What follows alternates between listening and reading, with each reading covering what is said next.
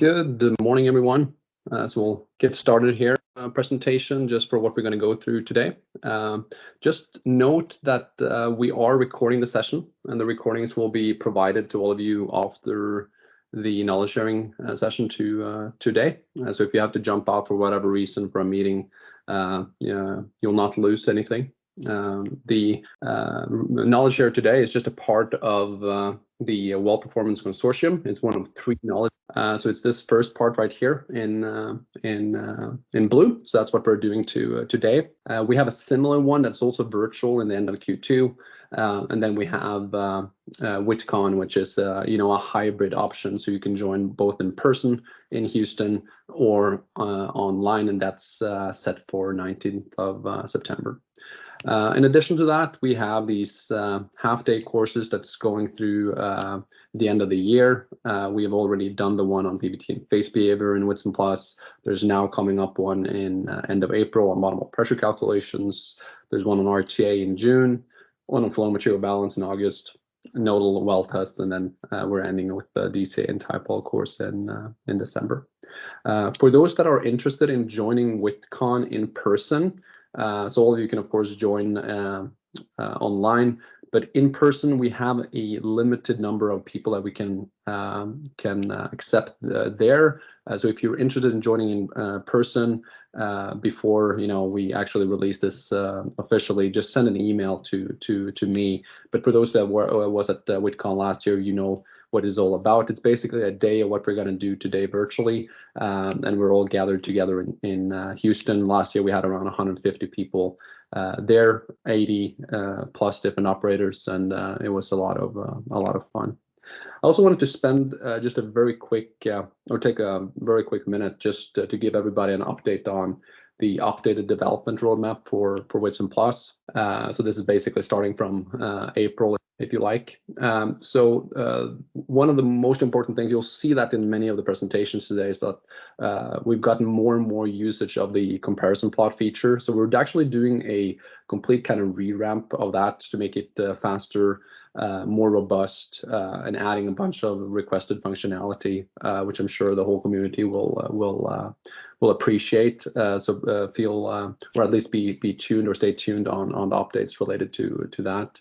One of the things we're going to look at today is a type well set that's being interpreted by 4 different interpreters. So that'll be a lot of fun. But literally in 2 weeks, the whole type well workflow will literally be 2 times or 2 orders of magnitude better, and then that's not a joke. So you'll be able to handle several thousands of wells just in the type well interface. So that'll be great.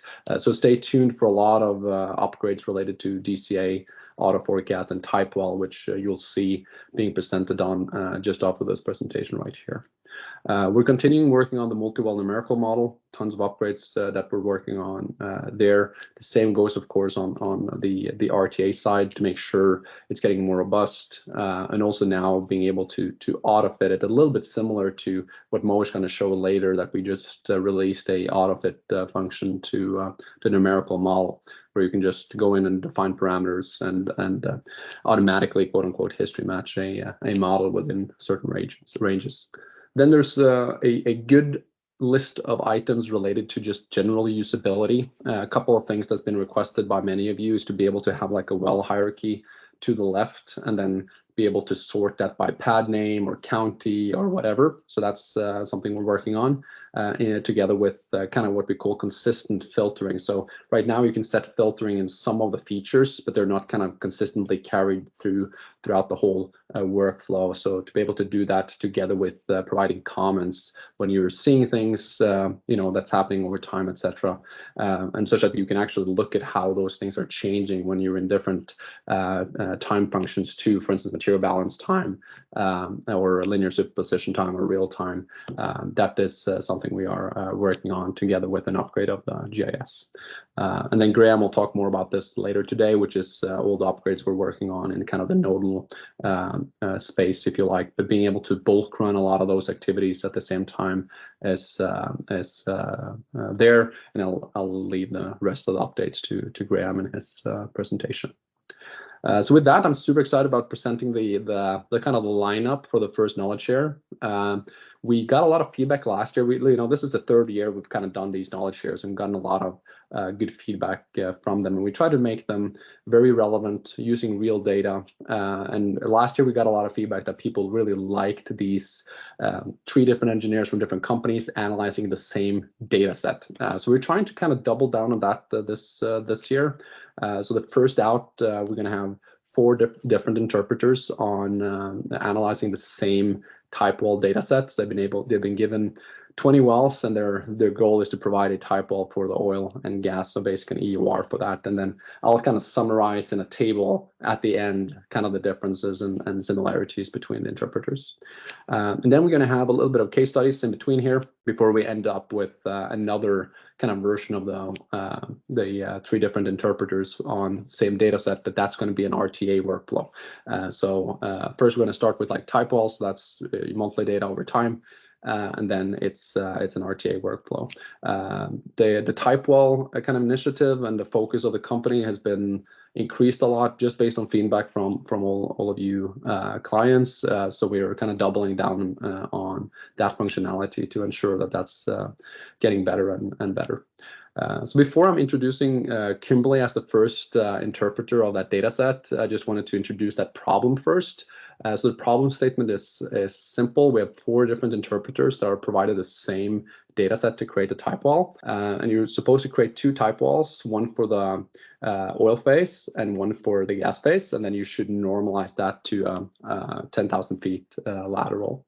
And it should be also a total of 50 years of total production. But as you guys know, for me, the most important thing is not necessarily the number of digits in the answer. The most important thing for me is kind of the thought process. So make sure that you justify your thinking, just like my friend here to the right. And here you see a screenshot of the data set. It's an Anadarko Basin data set.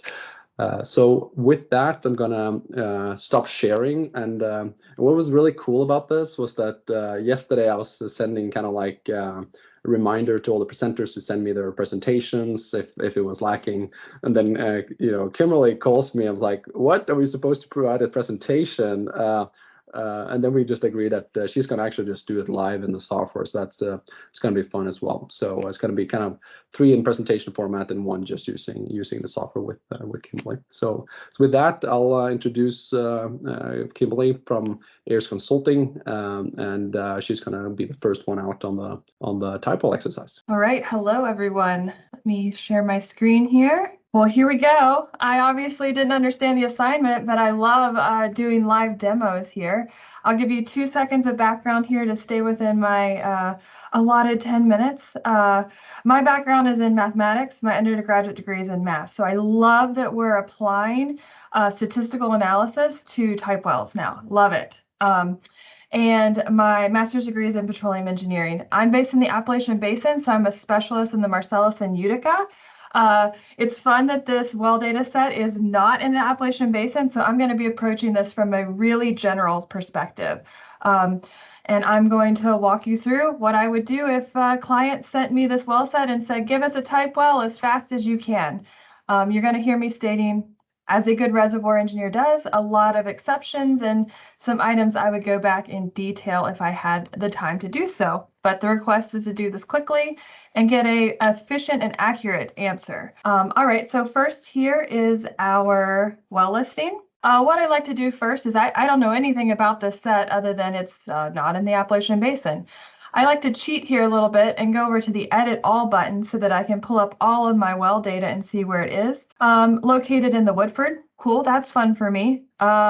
And I like to look at my completion parameters and see if they're generally within the same range or if I'm going to have to account for that as I build my type well. The lateral lengths are all pretty similar here, so we're not going to see a huge variation in IPs probably, but I will normalize for that as requested. The next thing I like to do is I like to do a quick peruse of my production data. So I like to just flip through the wells real quickly and see if we've got any big gaps in production. I need to understand if I want to normalize to initial rate, if I need to normalize to producing time by product, and just be careful of any large breaks in production. So here we go, just flipping through. All of the production seems pretty consistent. I got a couple wells with some downtime here, something going on. So just want to be cognizant of that. The data set's pretty clean. The next thing I like to do is to jump into comparison plot really quickly. And I just want to see this initial plot here, gets a sense of when wells are coming online. I've got a big set in 2016 or 2015, well set in beginning of 2017. This is not normalized and the production's pretty similar. Don't have any large outliers. So now I'm going to jump over into type well. Oh, actually, I'm going to first go over to auto forecast. In case I need an auto forecast, I'm going to go ahead and start the process. I don't always append my DCA curves when I'm doing type wells. It depends on the length of time, completion types, the large variation in data. It depends on if I'm going to append DCA or not, but I like to go ahead and get it started. One of the questions Matthias asked us to address was what our bounds are for D-min, B factors, initial rates. If I'm in an area I'm very familiar with, I'm pretty restrictive on my B factors. This is Woodford. I'm not familiar with Woodford, so I'm going to leave the B factor pretty broad. 0.6, 1.8 is a little too high. I'll probably pull that down to 1.4. That is just experience-based. I like to go with a 5% or a 6% D-min, depending on what the application is. If I'm doing an external look for A&D, want to be a little more conservative. If I am doing reserves, also a little more conservative. Sell side, maybe 6%, 5% I mean. So just depends on what the objective of the analysis is. So what's in super fast, small set of wells, pull in my wells, run the autofit. I'm not going to run it because I already did this for you guys and saved it out. But I do like to have that in case I need it. Next, we'll jump into type well. All right, so now I see where my wells are. I have my probit plot down here, and I like to start with the probit plot to get a sense of the spread of my data. So it looks like we've got a pretty, I would consider a pretty tight band of IPs here. Got a couple outliers, of peak rates. Got a couple outliers, not too bad though. And I also like to take a look at IP90 to see where we end up with. I generally am working with very dirty conventional data, older production. This is, for me, a very clean data set in my experience. From there, I like to go ahead, get a better look at my data. We've got all of our wells selected here. I like to be in normalized time first. I do prefer the geometric mean. If you read in the help, there's explanations between the geometric and the arithmetic. I like geometric from a mathematics perspective. I do also like to turn on P50. I like to compare where average and P50 are on the rate graph and the cumulative graph. This tells me about the size of my data set. When we go back and look at the log, a consistently reliable data set should have a log normal distribution. You can compare that with the average and the P50. So I like to get a sense of that. This case I'm going to be presenting, I'm going to fit on the average because I want to be more conservative. Now, if this analysis were being used for cash flow or economics, I would want to be really careful with this early time right here. Take into account the first 2 months of ramp up of production. In this particular case, I'm more concerned about EURs. I'm going to go back and I'm going to normalize everything to peak rate because I'm more concerned about an EUR in this situation, and it cleans things up a bit. And I am normalizing to lateral length. I've got it set to 10,000 feet. And like I said, I'm going to go with normalized time first, even though there was some break in the data. It's just a little bit more easy and clean. So let's reset our zoom here. Just taking a look at our data, we've got, basically 2 sets of data. I like to look at the cumulative as well. Kind of a spread here in my P50 and my average. All right, I feel like I understand the data well enough. It's set up how I want it to be. I'm going to jump into DCA and do a fit, making sure my type curve is an average for this particular case. Again, I usually use P50 or the average depending on the data set. We're going to do one segment here. One of the things I like to do is lock the start day at 30 days. The autofit seems to do better when I do that. I'm going to click autofit. Don't really like the shape of my curve here. So I've got my autofit locked. Initial rate at 670. That's the next parameter I like to get locked in. So generally I'll go back to my type curve here. I will pull up the probit plot. Oops, do not want that. I want to collapse that, pull up my probit plot, look at my IP30, see about where it is on the P50. So, somewhere in here, right? And then I'll look into that data a little bit closer and lock in my IP rate. It feels a bit low at the moment, so I'm going to move it up to 675, and then I'm going to lock that in. I'm going to ask it to autofit again. Moved it a little bit. Don't like my shape very much, so I'm going to change the B factor here just to see what that does. That shape seems a little bit better. Now I'm going to, I must have had my B factor locked a second ago. I did. We'll have it fit again. Oh, drop me down to 0.8. 0.8. This is, I'm living dangerously here, doing this live. Hit the wrong button. All right, and we're back. 650. Let's go with a 0.9, just see what we got here. I like that a bit better, and I'm going to change my decline percentage down a little bit, see how far up that pushes us. Don't like that as much. Go to 83, went the wrong direction. And again, my IP feels a little low, so let's go to 670. That's all right. Maybe a 0.8 here. So it's a little bit of an iterative process. Move this up, do that. Oh, I like that fit very well. All right, I'm going to set this to 5%, and then I'm going to save the case. I did this previously. Let's see where we end up with my previous fit. Oh, I was a lot higher. Last time I did this, I also did not normalize to peak rate. I'm almost out of time, so I'm going to jump back over and look at this on the wells. I love to see it, where my wells are. Zoom this back in. There's the previous fit I did. Now, I mentioned sometimes I like to append my DCA. I also did the same process with an appended DCA here. I did want to say when I appended DCA, my curve was much higher.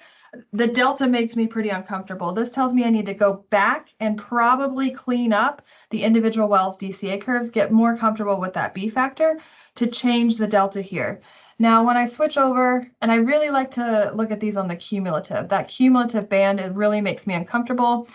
These are too high to the average when I align to peak rate. Again, when I did these, I did not align to peak rate. I wanted you guys to see that difference. So this tells me I need to go back, do some detail work, maybe consider completions, do some normalization on completions. Let's look at gas real quick as I'm running out of time here. I did the same thing with gas. So there is my curve that I fit with gas. Looks great over the average. Again, the P50 is a little higher, which makes me a bit uncomfortable. But then my appended type curve, DCA appended type curve is basically similar. So it tells me the gas curve is fine. I don't need to spend time going back. For me, all of this is about being accurate, but also efficiently using my time, saving dollars for my clients. So I like to do the scoping first before I go back and really dig into the wells. Let me just put this appended DCA on here so you guys can see what the curves look like. All right, I think there's my 10 minutes. Hope that was helpful. That was great. So now the people, this is really impressive.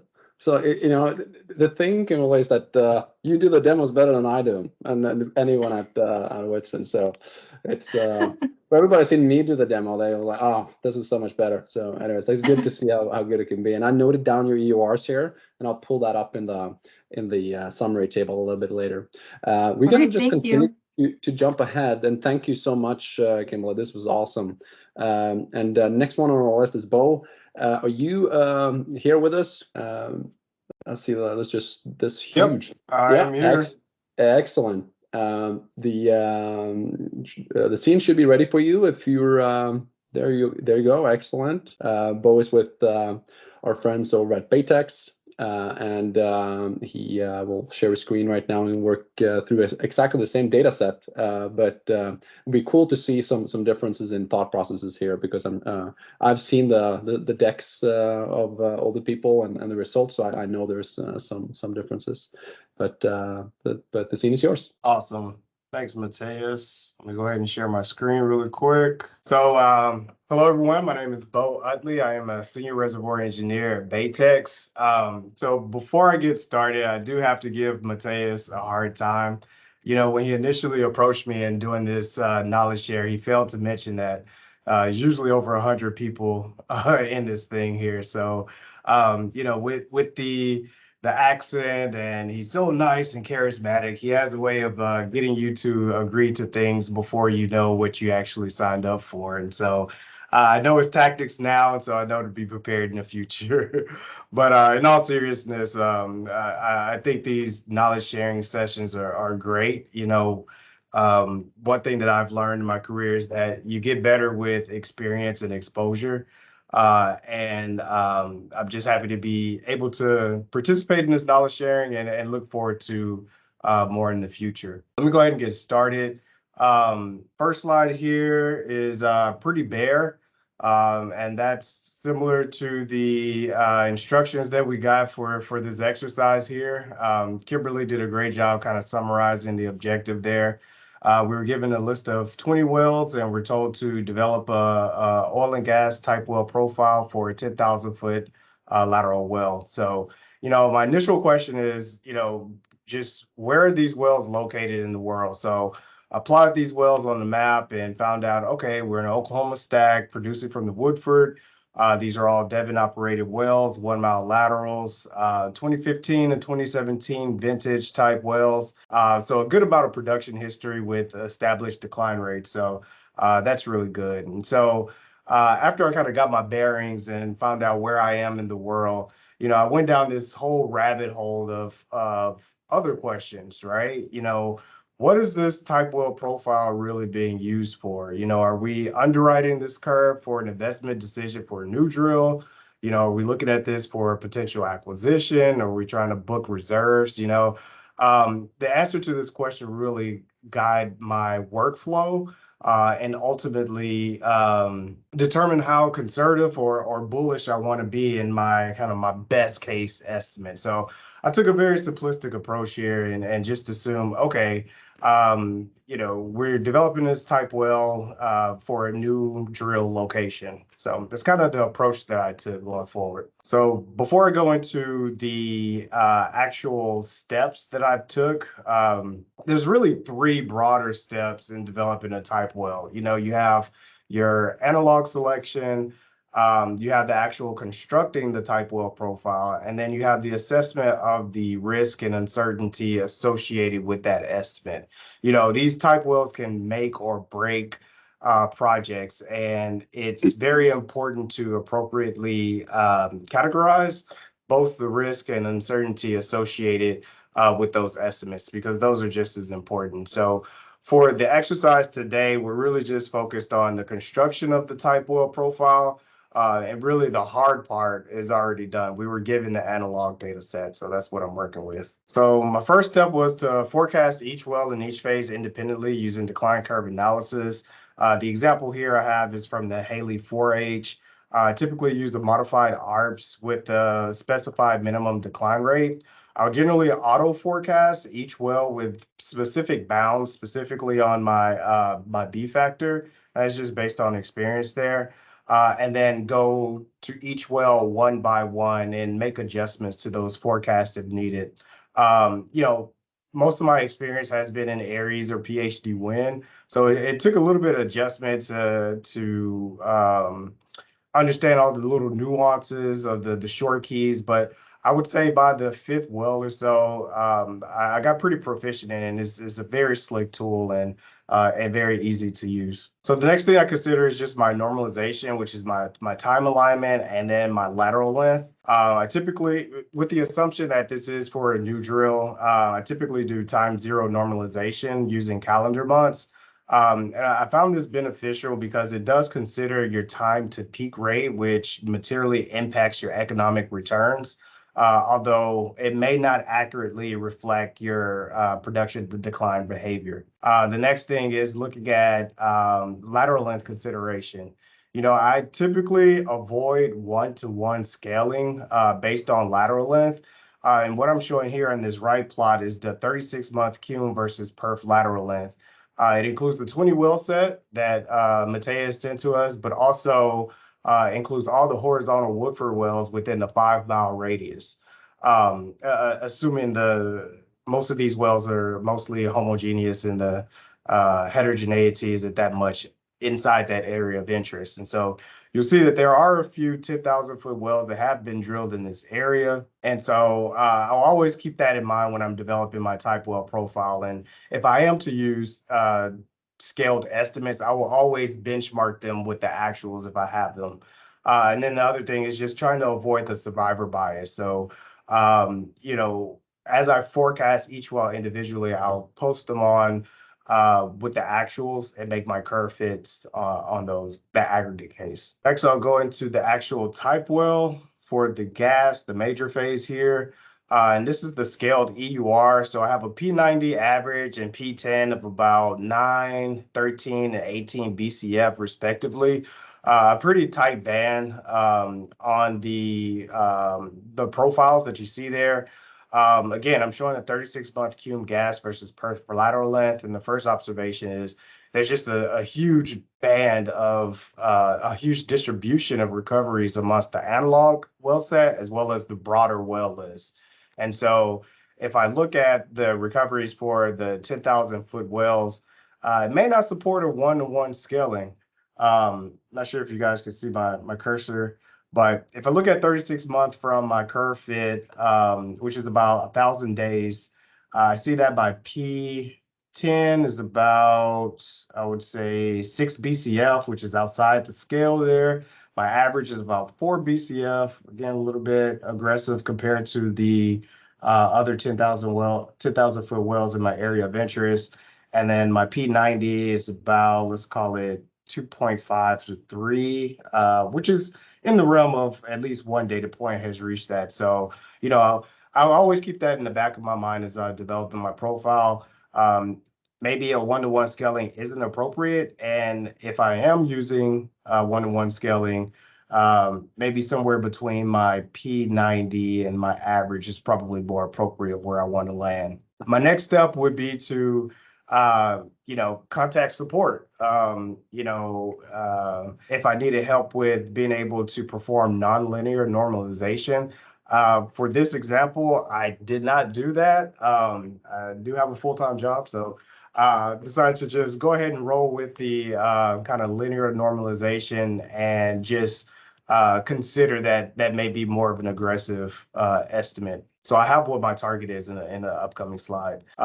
Same workflow for the oil phase. Again, a little bit more of a distribution between the recoveries, between your P10 and your P90. If you do look at the cum oil versus perf lateral length, it may support a one-to-one scaling that the straight line fit does cross the origin there. Again, large distribution of your recoveries, and then, you know, your lateral length is just one of many drivers of your productivity. You know, it's definitely a driver, but maybe not the most important. So plotted these wells by scaled EURs on a probit plot. Pretty normal distribution, a good P10, P90 ratio for both oil and gas. We're under 3 for both of those, which for a 20 well data set it's okay. I typically keep the performance outliers in the analog data set unless I have justification to remove those. So in this case, because I know that my one-to-one scaling is probably more aggressive, I probably would target more of around a P70 type estimate. In this case would be about 10.8 BCF.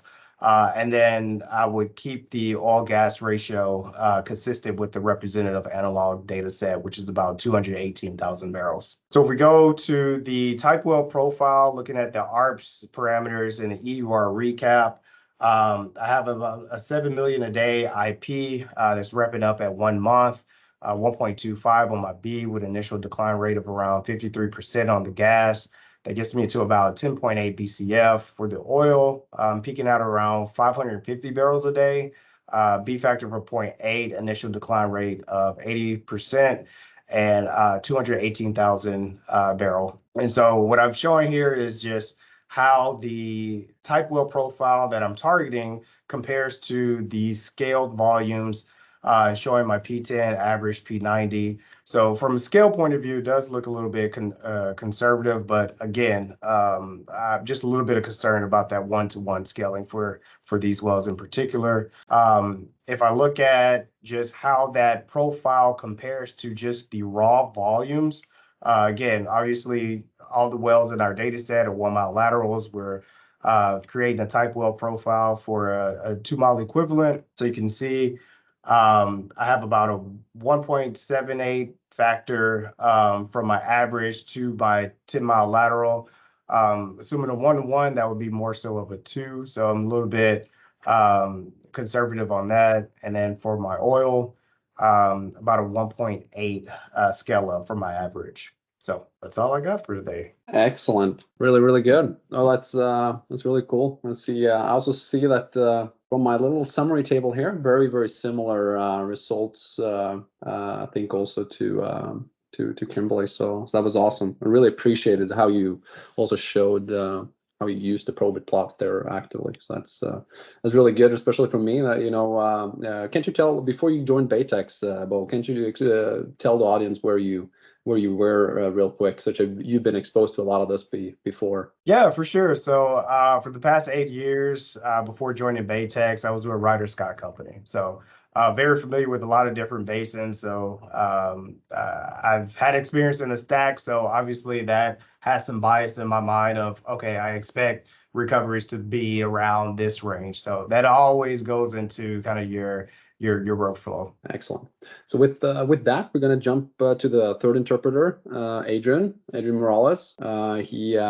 He's been a close friend of the company and myself for many years. Unfortunately, he moved from Houston to Utah last year.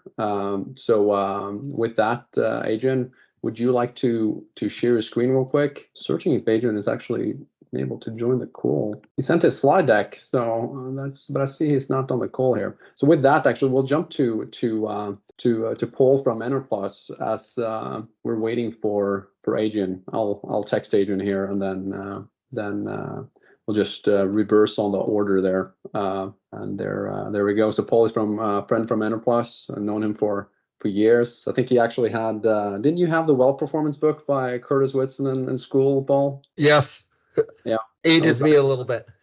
I didn't want to. I could say the joke of the previous announcer was Matthias, when he originally asked me, goes, "Oh, the consortium starts at 8 a.m. Not a problem." Well, for us in Mountain Standard Time, that's 7 a.m. We're kind of like, whoa, wait a minute. Yeah, exactly. Changing the date, changing the time. But well, awesome. I'm at Enerplus for now. Like, we are in a process of being acquired by Cord Energy. So yeah. Awesome. Okay, let's see if this works. All right. Similar to everyone else, same data, and hopefully everyone can hear me. And where? Okay. I don't know how to switch the other screen, so sorry about the small size here. Same request. Everyone else has said we all are engineers. We like to share the data. Just a little footnote. Normally for type curves, what we use at Enerplus, we use a different software competitor package. So a lot of what I was doing in here was new to using Whitson and some of the little nuances. And I found some good functionality in it. I liked the functionality of it, but there was a little bit of a learning process for me. So like everyone else, the first step is QC the data. Let's understand the data set. I've worked Oklahoma years ago, but not the scoop stack. We're in Oklahoma. Looks like Woodford producers, Devon operated. I would expect, as Bo showed, there's more producers, but in the spirit of what Matthias asked us to do, I just didn't pull the other data to see what's going on, to pull in a bigger data set. I was just trying to keep in there. Couple of points I like to see. The minimum producing time of all these wells is 70 months. Was very generous of Matthias there. We're usually used to some wells with greater producing time and some wells that we have like 12 months, and we're asked to combine that all together. So everything's within a little area of 2.5 mile radius. I personally like starting at some of this data by looking at the ratios. So this is a plot I was looking at here was for the GOR of it, or you could look at liquid yield. And you're seeing quite a difference because that gives me a little indication of what could be happening with the fluid types in the area. Is it consistent? Is there changes? Just to get the brain going. Similar what Bo said, what are we trying to represent with this type curve? That was one little bit. What was this? It was reserves, planning, what area we're doing. So as I go along, I'll just explain what we do, because if you're doing like something like reserves, you might be a little bit more conservative. If you're at AFE, you might be a little bit more aggressive. Planning, you will be somewhere in between. So it does bias your type curve a little bit. To start with, just like everyone else, are the analogs that we provided, are they all good? Is there some filtering we need to do of the data? So these days, it always starts with the completion parameters. This is a series of plots of all the data we had. The upper left here is completion length. We said we all have short 1 mile laterals. And these are the rest of the completion parameters. You're just looking at what's been happening out in there. The lower left, there's very limited stage data, so there's not much you can do with that. In the middle here is proppant, and the far right is fluid intensity. Proppant is slightly decreased. Fluid intensity has been increasing. So just as I go through and look at the wells, it's stuff to keep in mind. Do you see some trends with the change in completion and decide if those wells are valid to keep in the analog data set or not? Again, to start with, one of the important things is the length adjustments. Where we come from, I have been working black oil basins most recently, most notably North Dakota. This is a slide I stole from my coworker, Kamal Mullock. He presented this at the recent SPE conference in Canada as a data. But what is the relationship when you go to 5,000, 10,000 foot? This is a data he showed when he was presenting what it takes to go from 2 miler to 3 miler. But he also did the analysis from 1 to 2 milers in there. Looking at his data and what I've also seen in other SPE papers, a 60% increase is a pretty good starting point. Now, this is on black oil. Does it really count for gas reservoirs? Is there a little bit of bias on timing and how hard they hit the wells with like rates? Not sure. But what I used as a good rule of thumb of this is a 60% starting point of, we don't necessarily see a 1-to-1 as increased length of the wells. Looking at the completion parameters in here, I did a couple of comparison plots in here. Sorry, these looked better on my screen than when I put them in the PowerPoint. They didn't look too good, but it's a comparison of the 12-month cumulative production, just a proxy to performance against different parameters. So we got proppant intensity, fluid intensity for oil and gas. And I'm just looking for what some possible correlations could be. The only thing that looks a little bit positive is there looks a little bit of a positive correlation to proppant intensity here. It could be geologically based, but as I look through the data, I'm just looking for stuff of trends that do we need to add or subtract wells to this data set. The other thing I like to look at is what are area effects in here. So what I did was I broke the data set into the north pad in blue and the south pad in orange. And here's the GOR of the north versus the south. And you can clearly see the north wells have a lot higher GOR than the south. So there's a difference in liquids in this small little window. And to the right is the gas, the oil. And I did another couple plots. I looked at what was the proppant intensity between the two in this lower right. And in this middle plot, I even tried looking at the subsea depth versus the GOR and looking for trends. Are we seeing, as the depth changes, for example, if we're going up dip, are we seeing more oily or not? So that really depends on what you do with your data set and your acreage location.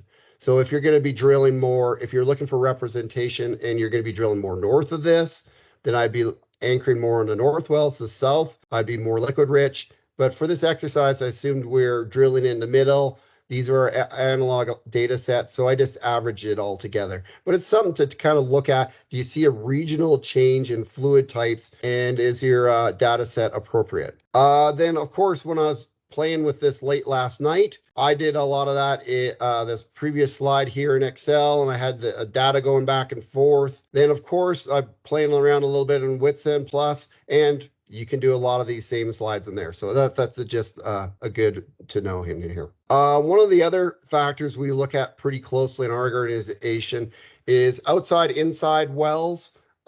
This is a series of plots I've got here. First on the left is just development timeline. It's been commented on before by Kimberly. The pads looked like they were done at the same time, so you don't expect a lot of parent-child effects. If you have parent-child effects, then you potentially have to change your wells. The other thing we like to look at, and since I did not pull in the other wells, what are the outside wells compared to the inside wells? Are the outside wells partially bounded and draining a larger area than the inside wells? So I did a series of plots on the right-hand side where I got the bottom hole latitude, and I plotted that against my 12-month cum of oil and gas. And in the second plot, I actually used the proppant intensity, because in an earlier slide, I showed you production could be related to proppant intensity. So as I look across, it looks it's random. Maybe there's some geology going on here. It looks like in the southern pad, there's some slots missing, some little bit of wider spacing. But in the gas production, this is predominantly gas phase, I'm not seeing a huge difference in those wells. So I'm not seeing a spacing effect going on there. And I'm not seeing a strong relationship with proppant. So I'm thinking these wells are pretty good. But the outside wells, in a lot of the cases, which are these points out in here, are actually the lowest producers of the data set. In some areas where when you're drilling up these pads, you don't have any offsets, it's exactly the opposite. So at this point, I've decided to keep in the outside wells versus removing the outside wells for a different boundary condition. But it's something to look at in your data set that we've seen in multiple basins, is sometimes the outside wells of this data set outperform the inside wells because their drainage area is larger. Then going through Whitson, once you've got your analog data set, as everyone else is showing, it's cranking through and doing the type curve. Everyone's done this before. I use the arithmetic mean. We use that very commonly in our organization. It's a lot easier to communicate that. What I looked at, when looking at the data, we have good data for 70 months, which is very rare for us. So I didn't use any appended production for the data set. You've got very good data in there. And when I matched my data, I was focusing on the first 70 months. Anything after that, you're going to get some survivor bias. So I just ignored that. And for my lateral length, I actually use 8,000 feet. That's your 5,000 times that 1.6 multiple to create everything going through. Matthias did say a little bit of the gap probit plot, so I just did a quick slide on here. And it depends on how you slice and dice the data. The data looks pretty log normal, but you can see at the IP30, which is this slide right here in the middle, it's the worst fitting. That's a little bit of the effect of the different time and production practices of everyone in there. So it's something just to consider in your data.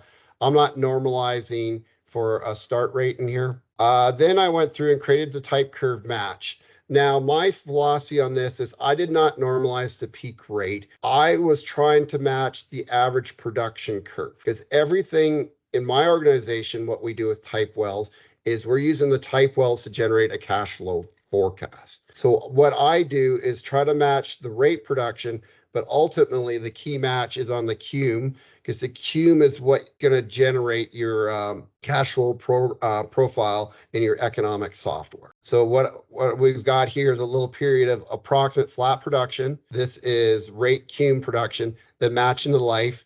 And you can see kind of here on my rate cum, I get a little deviation at the end. That's where the data is over the 2,100 days or 70 months. So now you're getting a little bit of survivor bias in there. As far as B factors, I was matching the data, did the best fit. I did get a 1.25 B factor. I did experiment with using a different B factor of limiting it less than equal to 1 on the later steps.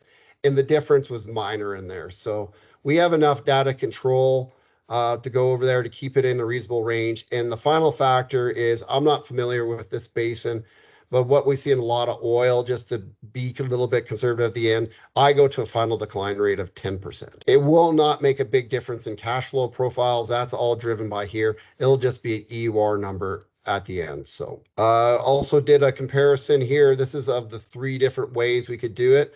On the left is my average curve. To the upper right is the P50 case, because some people throw out they want a P50. In this case, the data set between the average and P50 is very close. On the lower right, I did a geometric mean. If you use a geometric mean, you'd want to drop down your type curve if you think that's the best philosophy of the data. Oil type curve was done the exact same way to the curve. The only thing to note of is you can see the production comes right here at 70 months. And you can see at the end, you can actually see the wells with the lower oil rates are the one survivor bias. So you're going to get a little funny match at the end here if you try to match the whole data. Again, I tried to match until this 70-month period, and I went through and I matched with the B factor 1 of the data. So that's what I've got. Excellent, sir. And it's funny that you mentioned this thing about me tricking people in the mountain time to join this 8 a.m. Houston session. So maybe I'll move it an hour later for next time. And that was actually what happened to Adrian. We have Adrian here with us to do the last presentation on this data set before we switch gears a little bit, and then we're going to do a similar type of thing to this just on the RTA side a little bit later today. So thank you a lot, Paul. This is awesome. Also cool that you actually did kind of the nonlinear normalization piece inside of your workflow. I think that was new compared to the other ones as far as I saw. So with that, Adrian, you want to share your screen, and as I mentioned previously, Adrian is a good friend of the company. It's been there for years. Actually, I've known him since he was at Chesapeake, and then he moved to Houston. As a very good friend of mine, and then last year he joined Dominion up in Utah. So we miss you a lot down in Houston, Adrian. But it's also a good excuse to come up and enjoy Utah from time to time. So with that, yeah. I'll give the word to you. Well, thank you. Yeah, can you hear me? Can you just let me know quickly if you can hear me? Okay, great. Yeah. I'll miss you guys as well. And then I'm just still waiting for those trips over here to go ski anytime you guys want.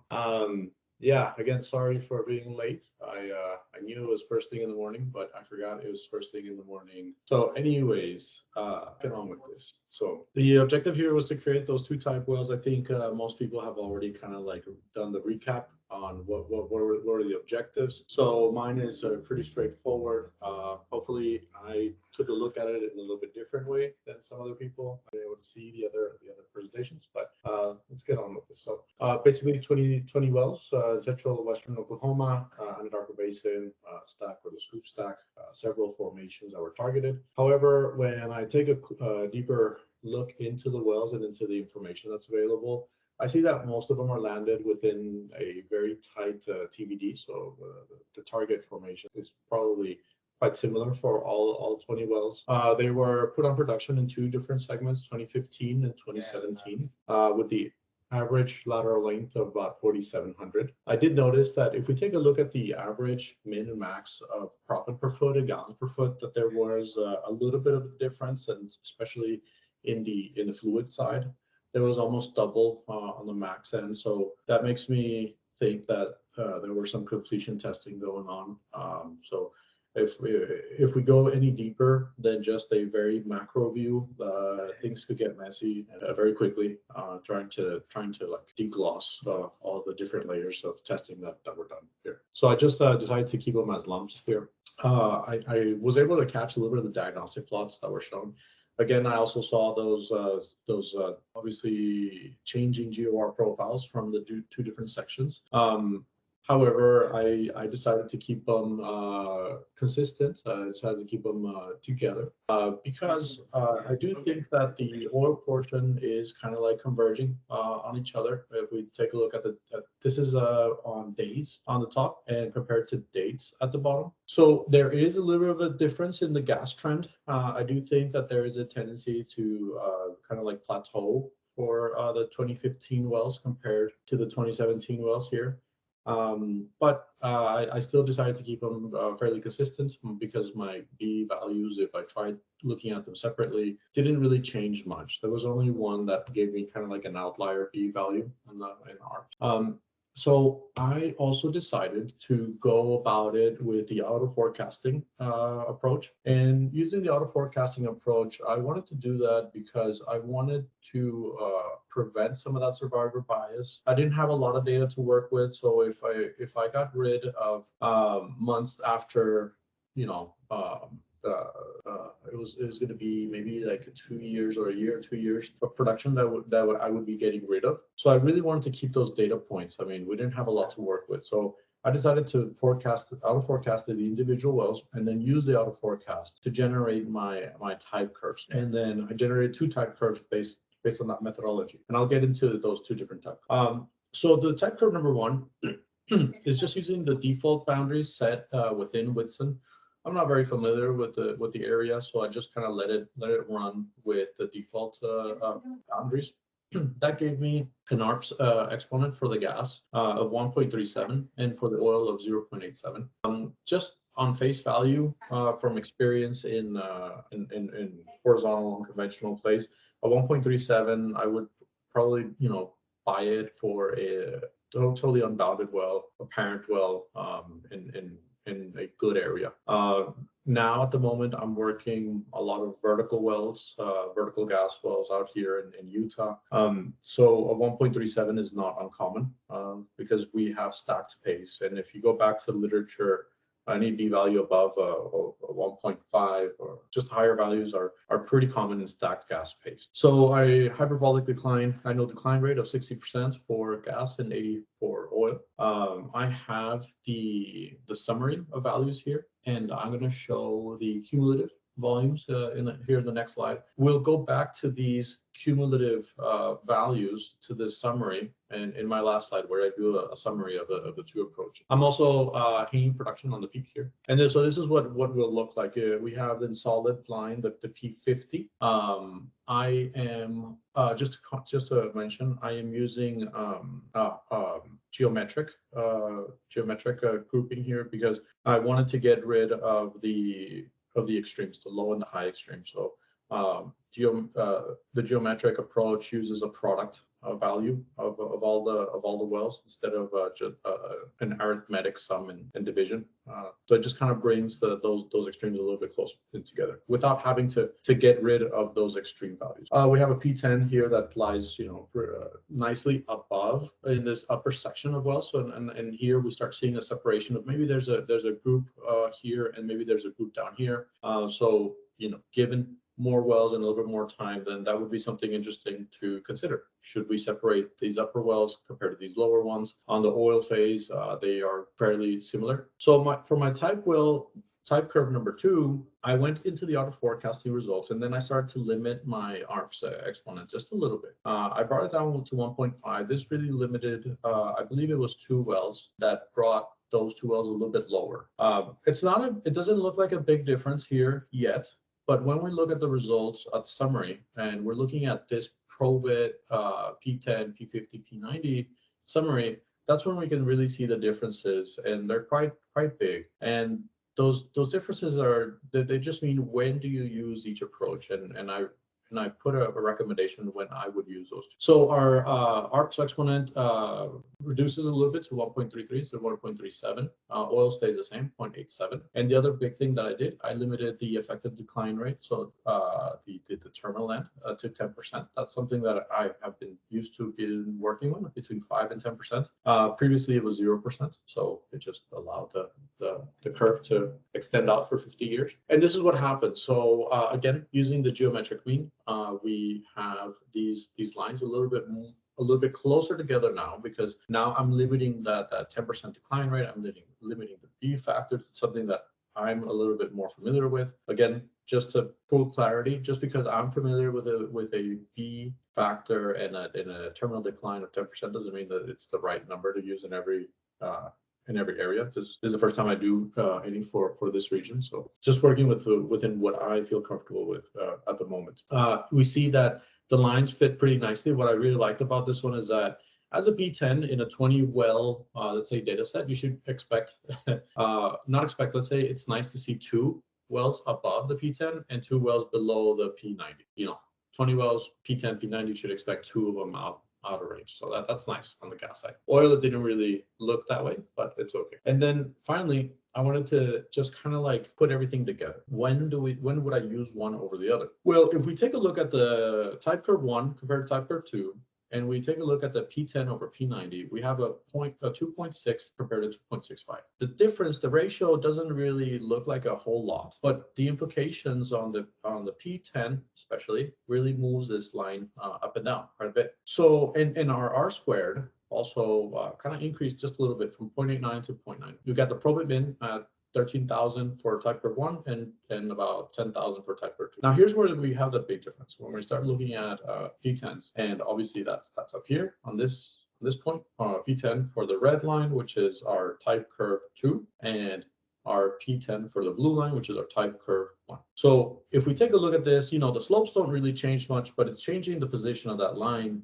on the x-axis. And so what that's telling me is that, well, we are kind of changing our estimate for EURs for that group of wells. And I would probably use a type curve 2, which has a little bit of a more conservative approach to the terminal decline and to the B factor for an A and D scenario. So if I was looking at this from we don't know anything about this area, we just have these group of wells that a smaller operator is trying to get rid of, and we're looking for offers, I would go ahead and use a more conservative approach. And as I mentioned, I didn't really change a whole lot, but that did create quite a change in your EURs in P50, going from 10 to almost 13. And then on the blue side, which is type curve 1, well, I would probably use this as an internal forecast. Once we get to know the wells a little bit better, I'll feel more comfortable with extending my ranges, especially that terminal decline, and I would feel more comfortable with sending out the higher forecast. That's about it. That's what I have. Just to summarize, I used auto forecast to forecast each individual well. I used geometric mean to reduce the spread, especially on the outlier wells. And that really helped out in one of the oil wells, a couple of the gas wells, but there was one oil well that just kind of like plummeted. So that really helped bring that one back in line and limiting some of the terminal decline in the B factor. And that's what I got. Excellent. Thank you so much, Adrian. That's awesome. I didn't get a chance to see the other ones. I hope it's added something. Yeah, well, that's my job now to see how different people were. But no, this is excellent. While Graham is going to prepare, maybe share his face, he's the next presenter. I just wanted to show kind of the summary. Also note that I changed the order here, so it's 1, 2, and then this is Adrian, and this is Paul, and all the results are fairly similar. There's some that they like to do it 2 times if there's a spread that was mentioned many times that people like to then go in and try to find why is it a big difference between the kind of approach of forecasting the average or appending the forecast and doing the average of that. The reason why Paul was different than the others was that he used a different normalization factor. So that was not linear, and that if you remove that, all the results would be very, very similar. And it's not like non-linear versus linear is more correct here. We don't really know. This is honestly just some random public data that we found for this exercise. So of course, if you were operating in acreage, you probably had more data. You could make probably more educated guesses and decisions on the normalization going from a 1 mile to a 2 mile. But it's a very, very good thing to talk about, and also it's cool to get a group together and analyzing the same data set. So thank you again for everybody that participated in this session. Now I'm going to switch gears a little bit, and we're going to do it without a break because the previous years we've done 4 hours. What we've done now is basically to make them 3 hours, and we tried to compress the time a little bit just in respect to everybody's time. So with that, Graham, I'll mute myself, and you have the next presentation, and you'll of course introduce that topic perfectly. Great. Matthias, can you hear me and see my screen? Okay. Well, I think everyone probably knows what this is. It's a air fryer, and I've had mine for about a year, and I don't want to go so far as to say it's changed my life, but I have to say I've got 2 little kids, and just the fact that I don't have to preheat when I'm cooking food, and the cleanup is so crazy. I pull these drawers out, I put them in the dishwasher. Like, this thing is, for me, it's like a game changer. Now, that's not to say it's perfect, because if you have a big family coming over, you need to cook like a turkey, you need your oven, right? Or if you're like a fancy cook, I'm not a fancy cook, but if you're like professional, you're probably never going to have an air fryer, right? But the thing I just hate with my oven is the cleaning process. Like, it's a nightmare. That's probably the biggest reason I love my air fryer. So like any engineer, I need to like put things in boxes, and so if the air fryer no preheat, it's safer. Like my almost 5-year-old daughter is going to be making chicken fingers and fries for us soon, and the air fryer is going to be one of her jobs. The cleaning is probably the biggest deal, and the interface is amazing. And ultimately, this just means I'm more likely to actually make some food because of all these reasons. Again, it's not perfect, so the oven has more control and it can fit bigger food. So there's cases where I might need it. So just with an air fryer and an oven, there's a compromise, right? But it's the practicality that makes the air fryer win for me every day. So what if we had a similar choice in terms of IPR curves? And what I'm talking about, if we could estimate future IPR curves in a fraction of a time, just like using like an air fryer instead of an oven. And so that's what we're going to talk about today is future IPR curves, and we're also going to have a little bit of time about advancements in gas lift optimization. Now, it's important to say this whole future IPR talk, this is not something that's available in Whitson software today. This is just a quick idea to really garner some feedback. So that's what we're doing. So the idea I'm going to propose today is this fast future IPR method. It requires no reservoir model. And I think this is the most important thing, because when I talk with production engineers and I ask, would you be willing to make a numerical reservoir model with a history match? The answer is no, right? So we're going to try to make this future IPR curve without a numerical history match. This method is going to account for transient flow. It's going to account for depletion in the reservoir, and it's automatic. So there's really not going to be any interpretation necessarily required, or if it can be done automatically. And again, ultimately, this means that it's more likely that people, especially production engineers, are going to use the future IPR because of all these factors. Now, this method is not going to account for are things like relative permeability, and there could definitely be a difference in accuracy between the way I'm going to propose here and what is called the alternative, which is where you do a numerical history match, you make a numerical model, and when you forecast it, you can sample and make IPRs from this future model, but it requires a numerical history match, which is kind of the hurdle that a lot of production engineers just will not go through, which I totally understand. Okay. Graham? So yes, please. Graham, just your sound is breaking up a little bit. So either do something with the micro, maybe just try to turn off the camera just for bandwidth. I'm just going to maybe your phone is close to the microphone, Graham.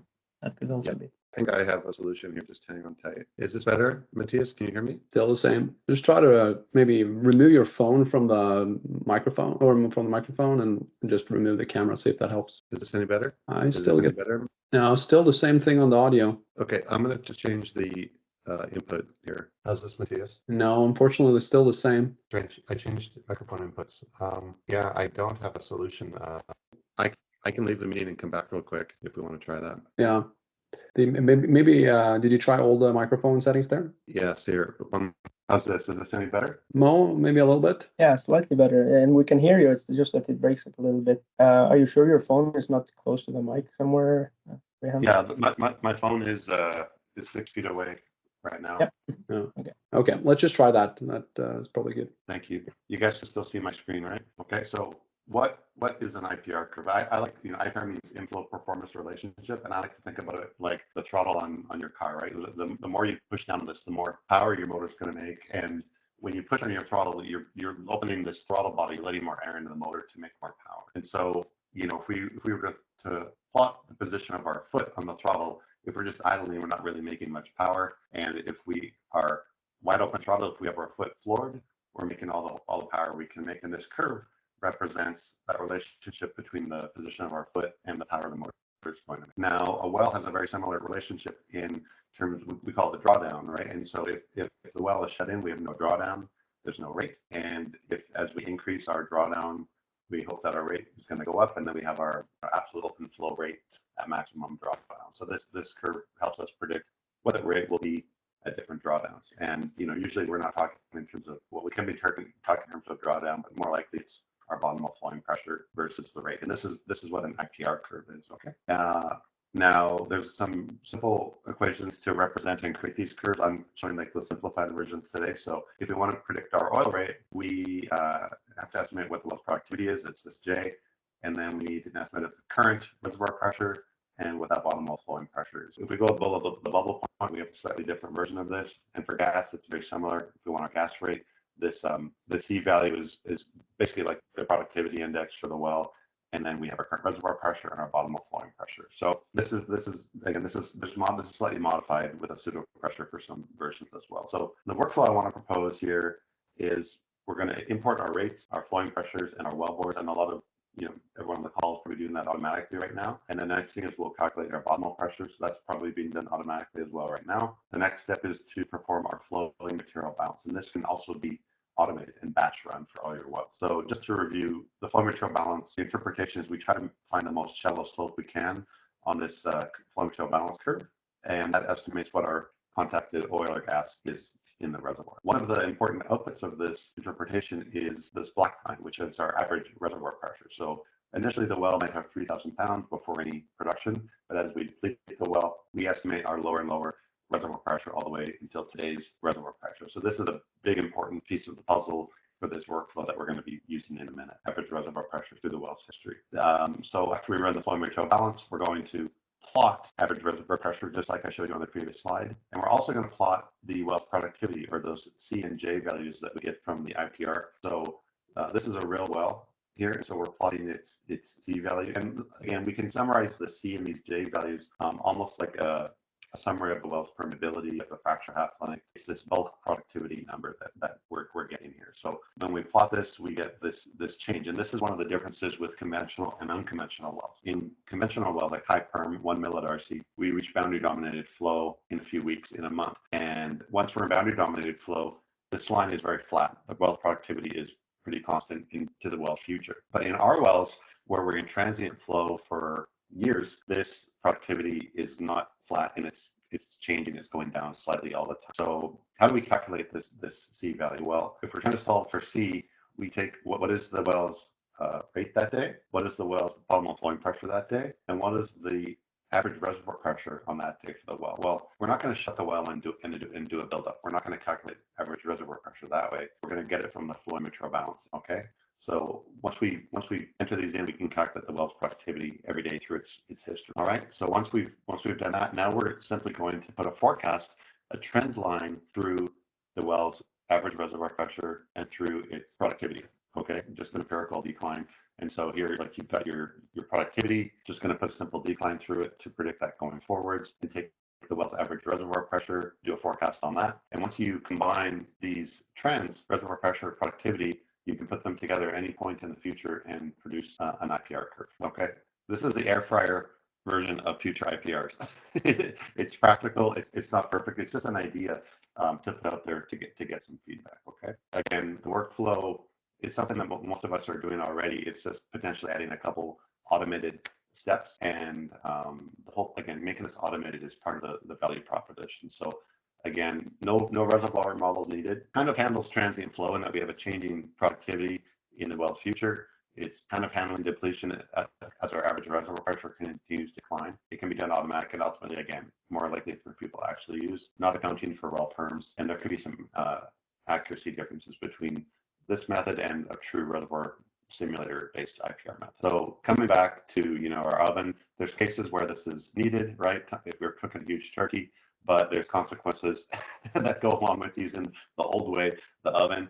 For the practicality of day-to-day use and cooking, I'm the air fryer guy. And again, today's talk is really just about maybe a simple solution that we can offer to production engineers to produce these future IPR. I'm just going to hit pause for a second. What do you guys think? Is this oversimplifying things, or would this be something people would use? So I'm just going to shut up for a second and let people unmute themselves if they have any feedback. Message us or email us later. I'll put my email at the end. Matthias, how much time do I have left? I only have a little bit about gas lift. Yeah, no, just continue. Okay. Well, since there was such a vocal response, right? I'll keep talking. The next thing is going to be about gas lift, and I have to admit, my previous software company I worked with, we didn't really have a lot of gas lift capability, and so I'm still getting up to speed on it, and I've been able to learn a little bit about gas lift, and thanks to some of Whitson's kit.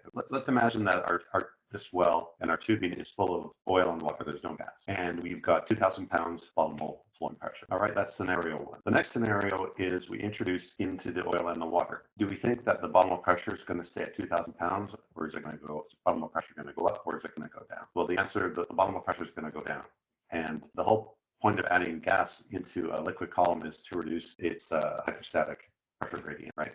And so this is why we add gas lift. We inject gas down the annulus typically, and the gas will come up the tubing, and this is how we reduce that hydrostatic load, and we ultimately will reduce the bottom hole pressure, which increases our liquid rate. This is the purpose of gas lift.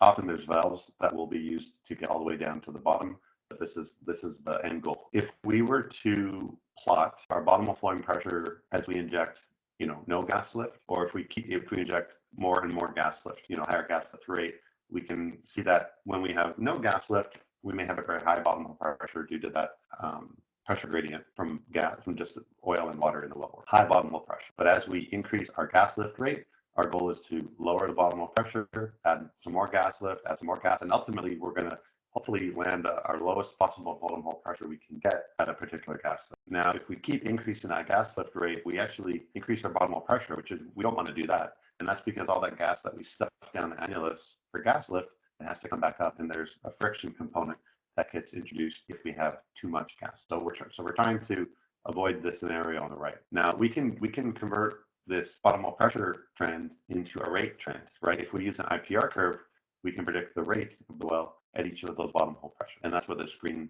line is, right? So at our lowest possible bottom hole pressure through gas lift, that's going to equate to our highest possible oil rate of the well. So in a practical sense, what we would want to happen automatically is we put in our tubing hydraulics, we have an IPR curve for the well, and it can predict what our ideal gas rate would be to achieve our maximum oil rate. This is a theoretical condition. Next thing we do is plot where are we really operating now. If this well's on gas lift, it's at some particular gas lift rate or some oil rate, and we can quantify that we have an oil uplift available between where we're operating now and where we could be, theoretically, and we can get there by changing our gas lift rate by X. So this idea was proposed by Devin, and a few months later, it's actually in your Whitson software. So if you haven't used the nodal component of Whitson software, if you go down there, you'll find that there's an IPR VLP tab, there's a pressure gradient tab, and there's a gas lift optimization tab. And that's where you'll automatically see a curve like this, where it'll show your current state of your oil rate and your gas lift rate, and where you theoretically could be by increasing your gas lift rate. Now, as I've worked with operators, teaching them how to use this, we found some of their wells are actually operating way over on the right-hand side here, and that's just an observation. Hey, we're over-injecting.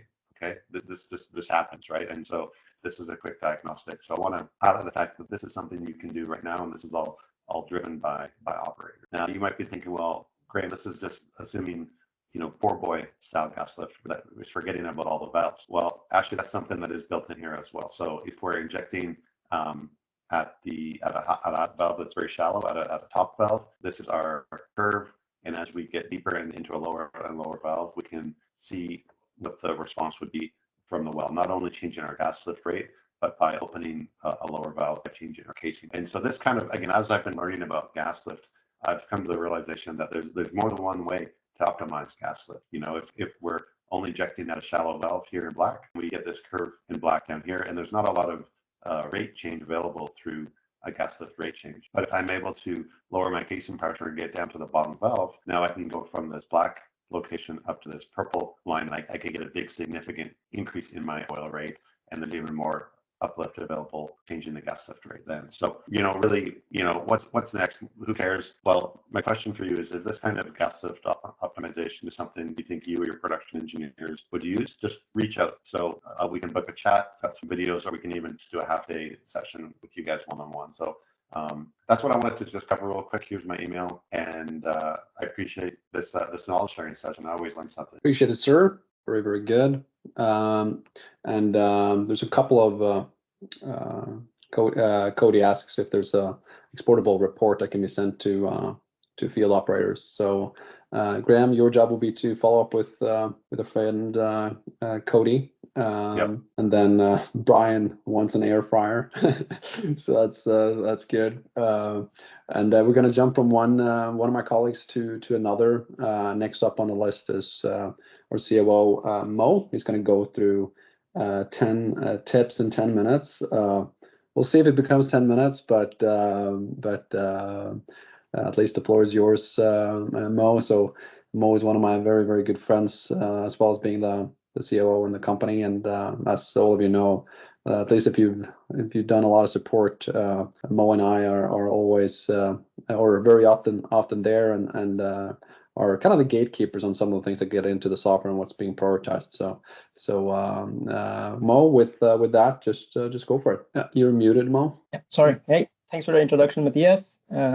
Hopefully my sound is okay and you can see my screen now. Yeah, so as Matthias said, my talk will be 10 tips in 10 minutes. And when I thought about it, I thought the first thing I thought was, well, challenge accepted. Let's try it. So we'll try to get it to walk you through kind of 10 interesting tips, mainly focused around new features that are in the software. Given that it's 10 tips in 10 minutes, it's not going to be like huge features that you're going to be seeing, but more like practical things that we've added recently and that you might have not seen, and hopefully something that will make your workflows and your work with the software a little bit better. I'll do it live in the software, but I have some slides here just in case someone wants to kind of look at the slides later. So the first thing I wanted to show you was that in the recent past, we've just added a bunch of these mass upload interfaces. And what these allow you to do is basically to upload a large amount of wells at the same time with all the data.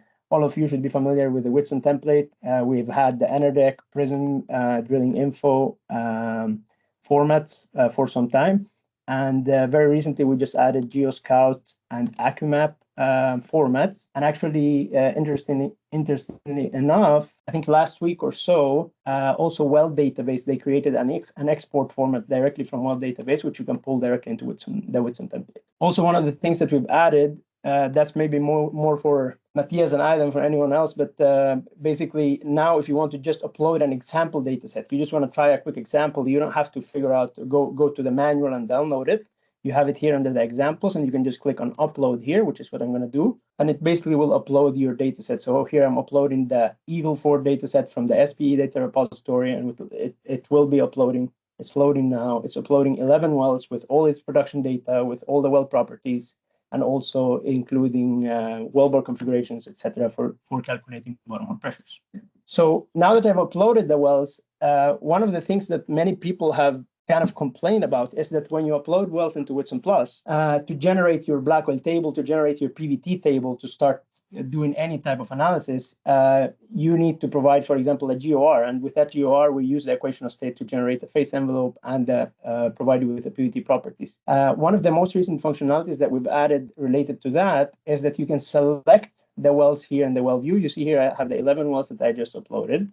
You can click on this edit all here on the top right. And we've recently added quite a bit of functionality under edit all, which allows you to edit en masse different things related to the different wells. One of the functionalities that I like a lot that we've added is the possibility of setting the GOR based on production data. And that means that you have a well that has production data, and you just want the software to automatically take that production data and calculate a GOR based on that production data. We have oil and gas rates, therefore we have a GOR, and it will automatically do that. We have a couple of different options. You can use median or average for that. You can pick the number of days. Let's say in this case, I want to use the first 50 days to get the median. You can do it on an instantaneous GOR basis or on a cumulative GOR basis.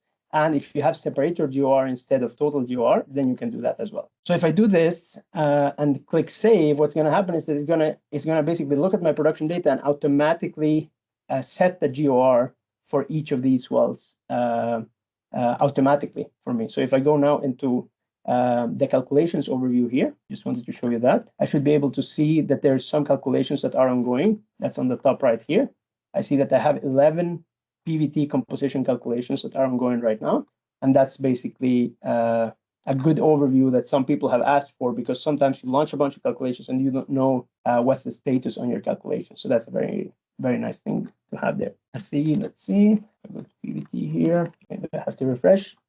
We have also these new tips. Hopefully you guys enjoy those tips as well. Here we go. So now for each individual well, like my GOR has been set automatically based on the first 50 days of production data.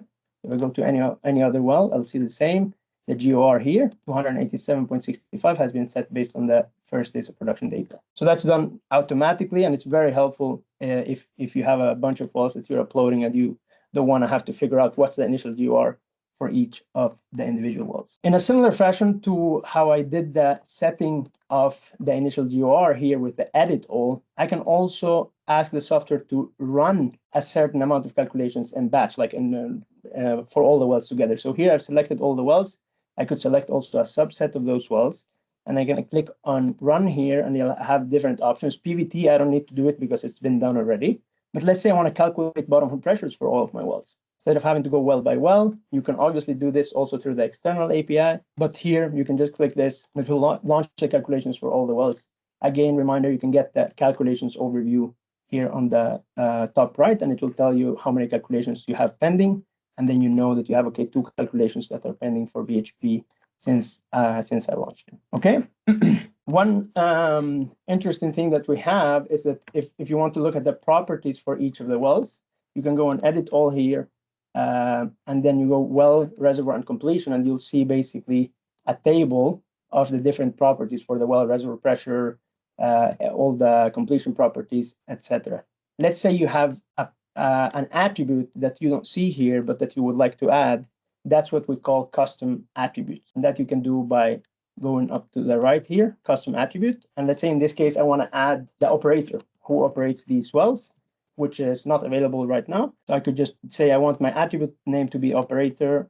That will be a text attribute because it's an operator. But if it was a number that I wanted to calculate, I could also do the same, do that calculation here. In this case, it's just a text attribute. I'll add it, and once I add it, it will appear here at the end of my table, and it will be appended to every single well. So in this case, I can just start populating this with, the name of the operator. Let's say it's I have 2 operators here, and I'll just populate the table like this. Blue means that something has changed, so I have to click save to make sure that those changes take effect. So that's the custom attributes. One thing that many people have asked for, I think I presented this in one of the knowledge sharing sessions in the past, but it's a good reminder for everyone.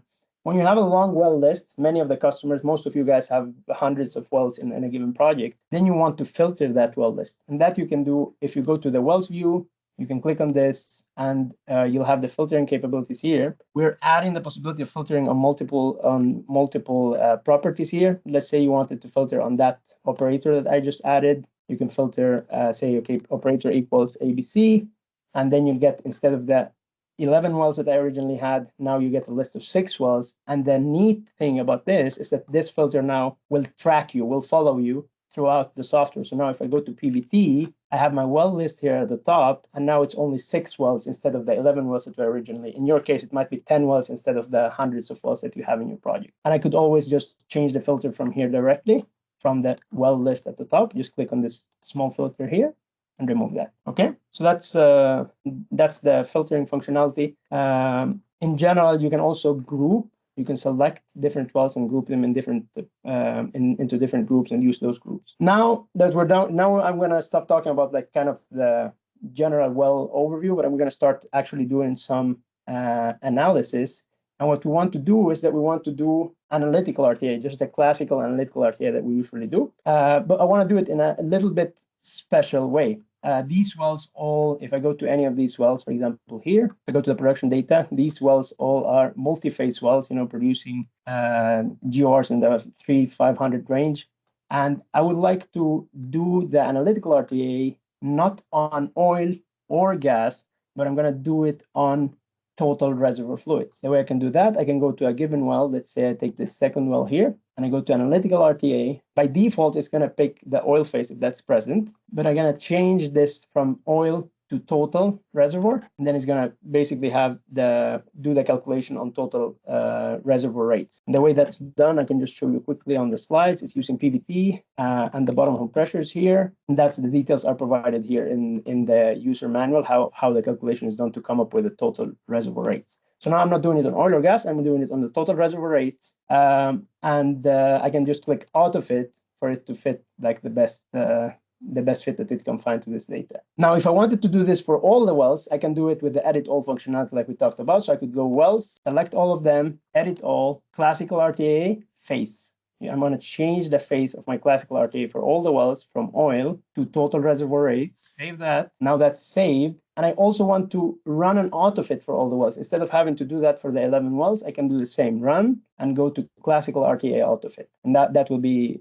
basically the same as I did by clicking on a single well, but now done for all the wells at the same time. So this is very powerful if you have something that you want to do quickly. That's a challenge, I'm trying to do this whole thing in 10 minutes. And now I can go to each individual well and look at the analytical RTA. Now, all of them should be done on total reservoir, and all of them should be already fit with the best fit that the AutoFit found. Of course, I can manipulate this at my pleasure, how I want it, but by default, you'll get this AutoFit that was run because I launched it. Okay, so here I go from one well to another, but let's say I'm not looking at analyzing individual wells, but I would like to compare all these wells in a comparison plot, all of them together. That I can easily do in the comparison plot here at the bottom left of the software. So I can go here to the comparison plot. I'll find my template. I've made a template already for the analytical RTA with total reservoir rates. And I'll select basically all the wells here, and it will plot the analytical RTA for all these wells on this plot. So now it's a bit of a messy plot, you can say, because all the wells are together. And by default, it just sets a color template for all of them. So that means that the color template for this is black, so it will just change like shades of black and gray in the plotting. But I can do a couple of things. I could say, ask it to spread the colors, and that will basically just spread the colors for each of the streams here. So now each of the wells will be its own well, and I can look at them individually. But let's say I actually wanted to see, okay, is there any difference between the two operators that I had? I added the two operators there just to see. I could also color by attribute here.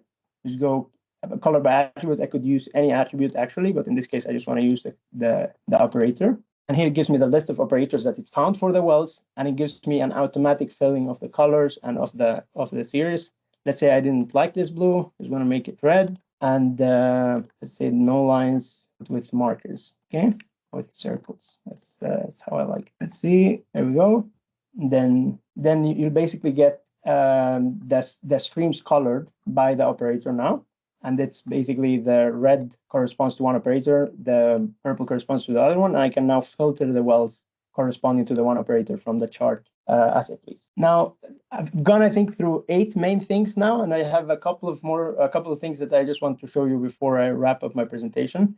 One of them is something that I think a lot of you who have been using the software for a long time will appreciate a lot, and that's that the zooming in the plots has been just updated last week. And the way that's been updated, usually you had, if you wanted to zoom, if you wanted to change your max, you had to go to the very edge of the plot to be able to do that, because otherwise it was just panning around up and down. Now that has been changed so that you don't have to go to the edge, but now you can pull it, for example, from here, and then it will change your max, and the same for your minimum. Now you don't need to go to the very edge to do that. So that's very good. Hopefully you guys will find it good and intuitive.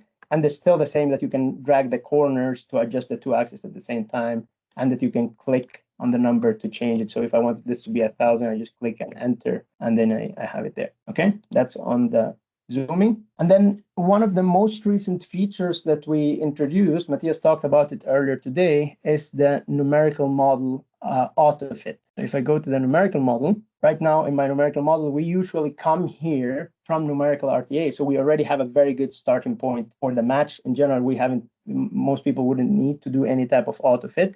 But we've recently introduced the AutoFit functionality. Right now it's grayed out because I'm on well control synthetic. That's the default well control that every well starts with. But if I switch the well control to gas, I can click on that. And you see here, I don't have any results from the numerical simulation. It's just historical data. I click on AutoFit. It has allows me first to select the variables. That's by default selected matrix perm and fracture half length. I can set the ranges for those. There's some defaults for that as well. Pre-populated, and then I have the weight factors, which I can turn on and off or off here for each of the main data sets: oil, gas, water, and bottom hole pressure. And then I can just click AutoFit, and what that will do, it will launch not one simulation, but it will launch a bunch of simulations in the cloud and try to find the range or the values that within the range that I provided that give me the best fit. And it should take a little bit. Yeah, there you go. Now the results are back, and that's just basically directly just trying to go through the range that I provided. It gave me the best output, which is pretty okay, I would say. And you can also, I can just zoom out a little bit here. You could also, for specific streams, you could set the weight factors. So let's say there's some parts of the data here that I don't want to be used in the auto-fitting.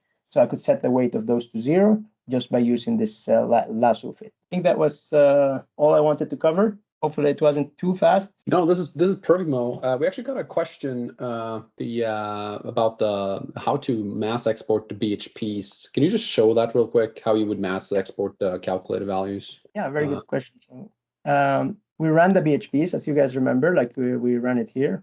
You can run it here. I don't know if I did it, but you can run it here, calculate bottom hole pressures. And if you want to export, you select here, and then you basically click on the export button, and you get different options to what to export. Well information data will give you like the EORs for all the wells, LFPs, etc. But BHP and production data is what you guys are looking for, I think. And then you get basically all the wells with their bottom hole pressures and their corresponding the calculated bottom hole pressures and the corresponding production data in an Excel file. Yeah, that's perfect. No, excellent, Mo. With that, since we have some momentum, and for once, one of these things that I kind of facilitate, they're actually on time.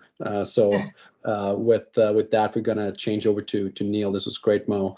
A little bit back on the case studies. One thing that we get a lot of requests and questions about is when you do the multi-phase FMB workflow, which a lot of you guys are using.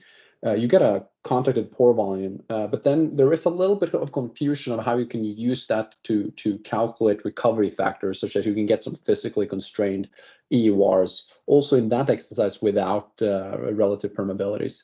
So on that, I know I've asked an expert, I would say, Neil. You do this on most of your wells, so. On kind of best practices related to that and what it means. So with that, Neil, I'll give the floor to you. All right, thanks, Matthias. So my name's Neil Longabaugh. I'm a corporate reservoir engineer over at Coterra Energy. Today I'll be talking about recovery factor module in Whitson, practical workflow for the ratio forecasting, which obviously is one of the main drivers for your EUR estimates. With that, to get to your reserve estimate using this workflow, you're going to need a multi-phase material balance estimate. So I'm going to quickly go through that.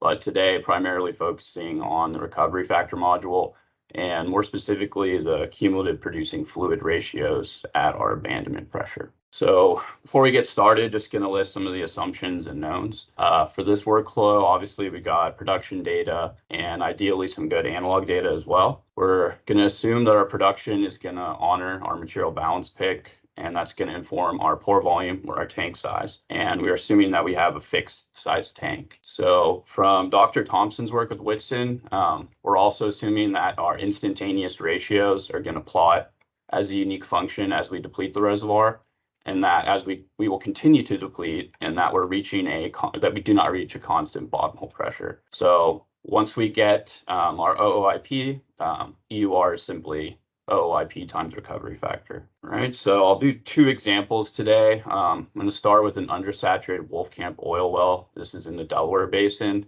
And then I'm just going to do a quick comparison to a gas well. So undersaturated here, obviously meaning that you are above your bubble point pressure to start. So with that, this is our production. Again, this is an oil well. Initial GOR approximately 4,200 and pretty wet water gas ratio around 500. So I've got my rates, and then I've got rate cum on the right. So just a quick eyeball, if you look at those rate cums, you could slap a DCA and you'd probably land somewhere around 700 MBO and about 6 Bs of gas. So let's jump into the workflow.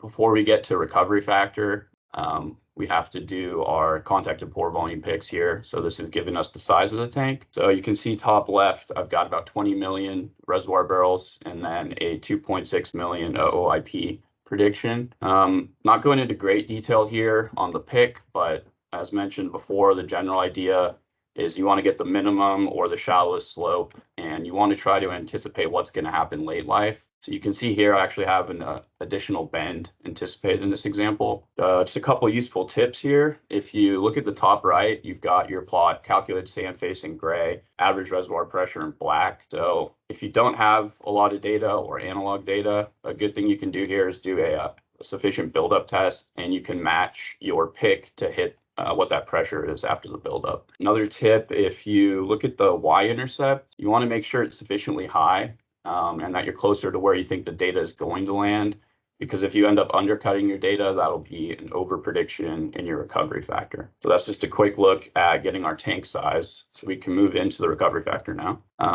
So this is the module in Whitson. Got our tank estimate, 20 million barrels CPV, 2.6 on OOIP. So what we're doing here is we're solving for the recovery factor, which again, when you multiply by your in place, you're going to get your EUR estimate. So this is really the meat of the analysis for your EUR prediction. So top left is OGR versus sand face, and it's got my decline prediction. So as we deplete the well based off PBT, you expect your yield to decrease. I also outlined the RV curve. So this will represent your volatilized oil in the gas phase. So basically it's the bottom end of how low your instantaneous OGR can go, with the assumption being gas is the only mobile phase in the reservoir.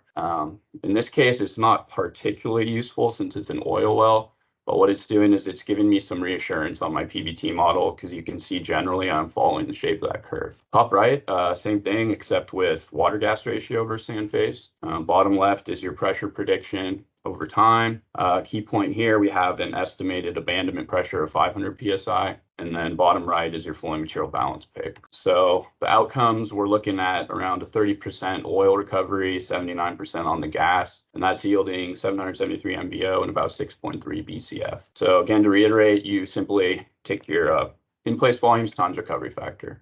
So for the remainder, I'm going to dive into actually doing the ratio forecasting here. So you can see the yield data is pretty well behaved, but there is some noise in the data. So how do we deal with that? Well, you can simply just toggle the cumulative tab. So you can see once we go to cumulative GOR, we have a nice straight line, and that's going to give us an ultimate GOR of about 8,200. But the question is, how do we know that's a good prediction? So how do we know it's not going to be high, or how do we know it's not going to be low? And then same thing with water. How do we know where our line is going to end up? And then also, what's the potential impact on your reserves? So here is just a quick sensitivity I'm going to show. So my terminal yield prediction on the previous slide was 75 barrels per million, and that was yielding 773 MBO. But what if I drop that closer to 50? So a change in about 25 barrels per million.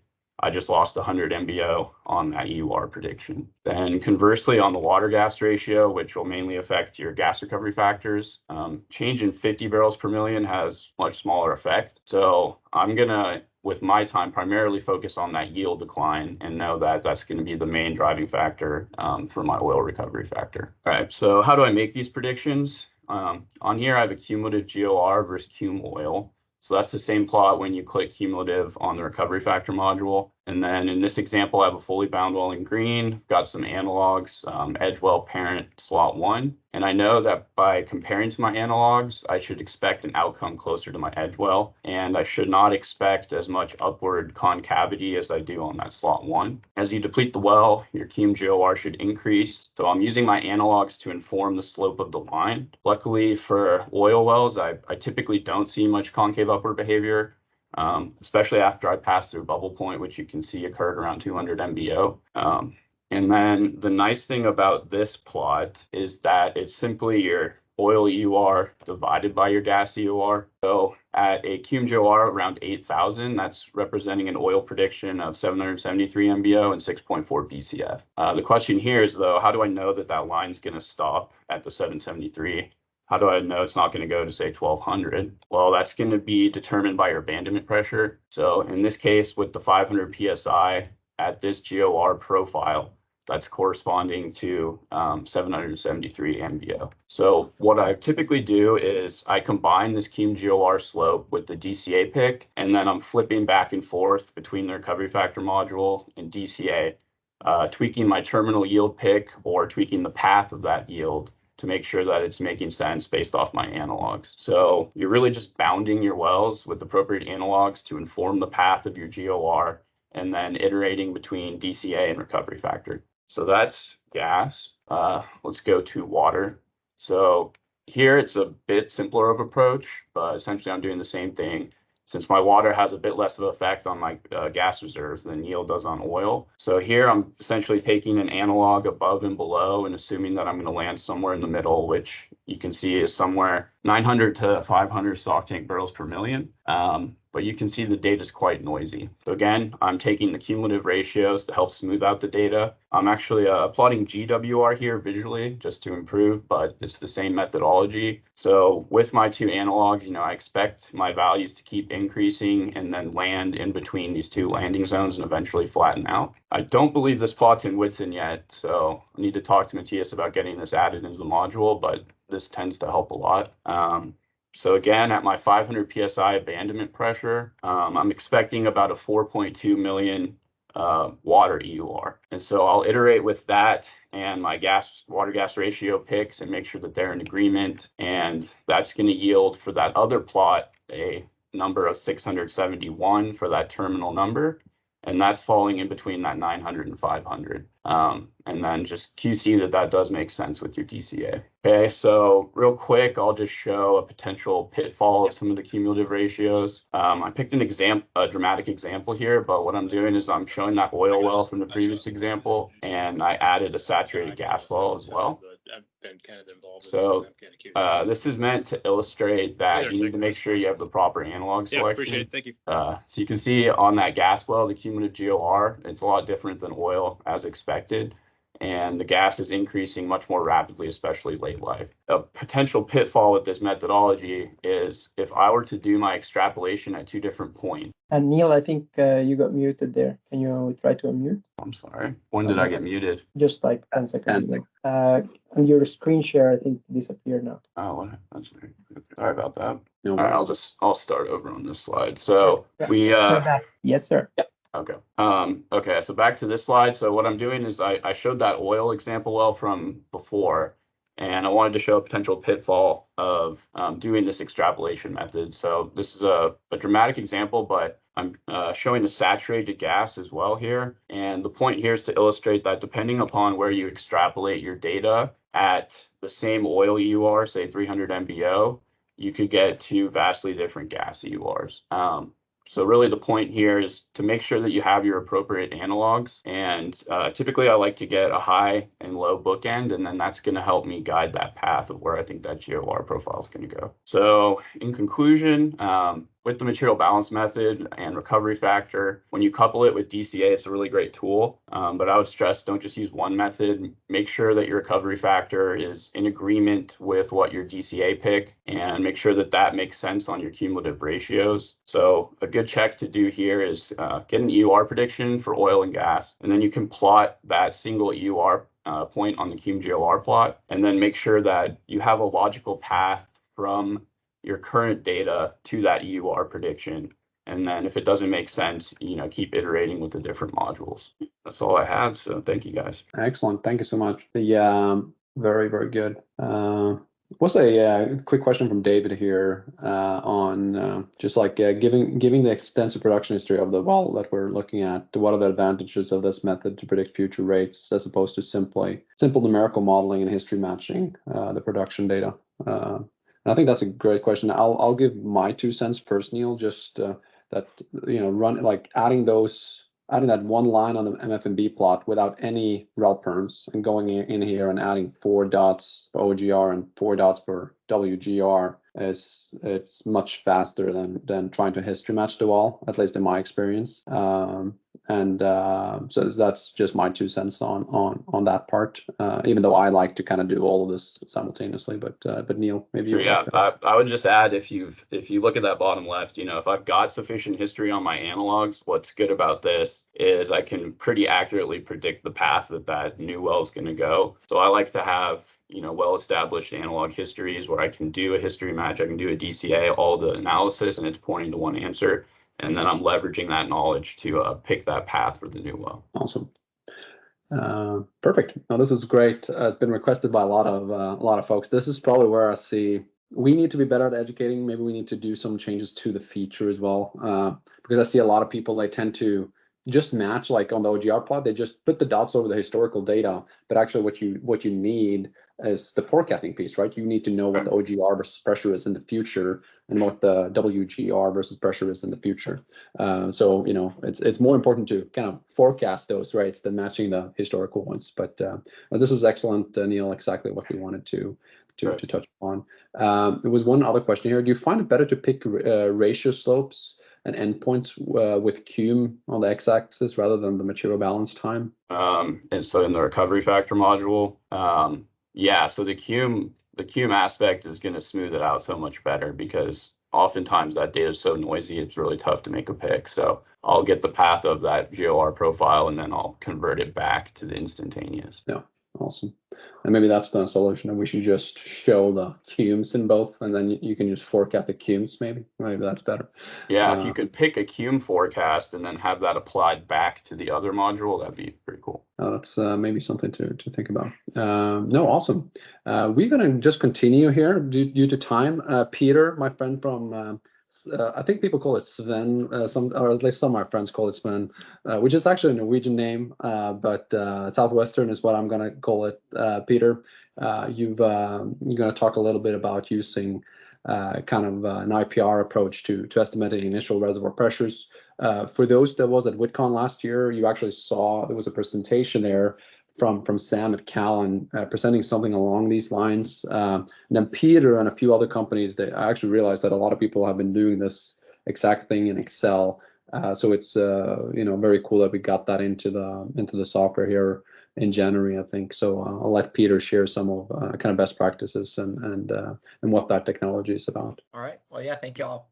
Like Matthias said, my name is Peter Mahoney. I'm a reservoir engineer at Southwestern. So I'll just be sharing kind of on how we use the IPR curve to estimate the initial reservoir pressure. So something we took on. I work in our Haynesville asset, and as I moved into our Haynesville asset probably in September, October, and before that I worked on Northeast Appalachia asset. And one thing that I noticed when I started working our Haynesville asset was just the big there's kind of a spread in how we of ways that we calculated initial reservoir pressure. And as y'all know, we need a good consistent initial reservoir pressure to do pretty much any kind of RTA analysis. So that initial reservoir pressure is calculated, a variety of ways by the previous operators on our older wells in the Haynesville.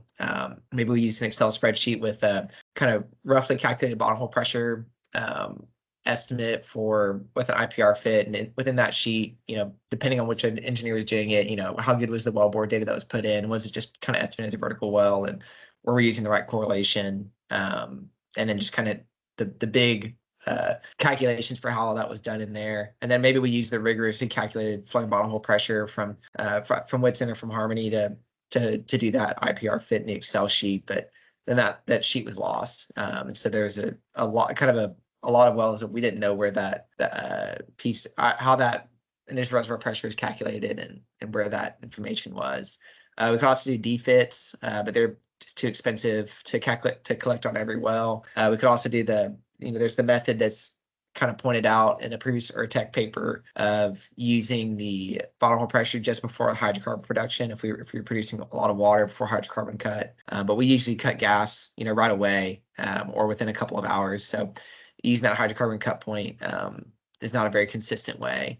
So we wanted a consistent, accurate, and database way for initial reservoir pressure estimation. So all analyses done with the same method, data validated with other methods, DFITs and the hydrocarbon cut, and then that it's all being done in one place that other engineers can check and see, okay, yeah, I agree with this method, or that I know I can check it real quick as I'm doing my workflow to make sure we have good data. So the theory, like we've talked about IPR already, we've been talking about it with the gas lift.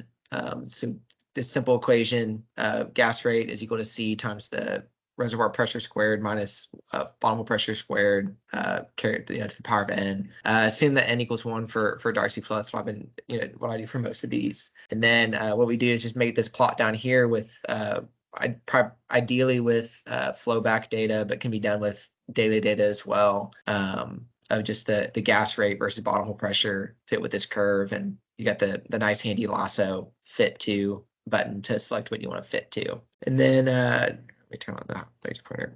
So how do we do this? So how do I actually go through and do this with all the kind of historic wells that we've got? About 900 producing wells in the Haynesville. I worked with a guy named Ross Martin on our data science team to scrape about 11,000 sheets of flow back data, which amounted to about 745 wells of data. He worked through and put all that together into a database that then we could mass upload into Harmony or into Whitson. And so we ended up finding and databasing about 75% of our operated wells into Whitson with the capability to then click through real fast and update all of our flowing bottom hole pressures and then the initial reservoir pressures. So like Matthias asked, I asked him in November 2023, like, hey, why is this feature not in there? Can we add it in? And then over the next couple of weeks, they worked on it and implemented it into Whitson Plus. And I was very excited about that. Hopefully, it sounds like some other people were excited about it too. But since the implementation, I've used the tool to be able to estimate initial reservoir, re-estimate, or maybe it's changed a lot, maybe changed a little bit, but to estimate P-star for about 270 wells in our Haynesville, and I know that the engineers in our group are using it as well. So now it's consistent. I'll run through an example real quick too. So let me pull up. So here's an example of a well that we've got that came online recently. Bottom hole pressure. There's a bottom hole pressure chart on this well in our Haynesville area. Came online in May. You can see this really high resolution areas of data is all from the flowback data. We can zoom in on it. Look at the rates and pressures and see that we don't have very much time where we're actually cutting water but no gas. So we can come in and then estimate initial reservoir pressure button. One handy feature I like about this is that you've got the days for shown after first gas. You can see there's a pretty consistent line coming through here for a few days, and then it falls off. And so I like to come back and show like only 4 days or 5 days and fit to that. And then something else I'm also looking for is maybe come out to extend it and start to see. It tends to be a fit to where we're fitting, but then the reservoir we reach a consistent gas rate and reservoir pressure starts to fall. And so you see that this kind of trend coming out here. And so I chose this fit for this well. Felt like it fit pretty well for the first few days. Maybe reservoir pressure started coming down a little bit.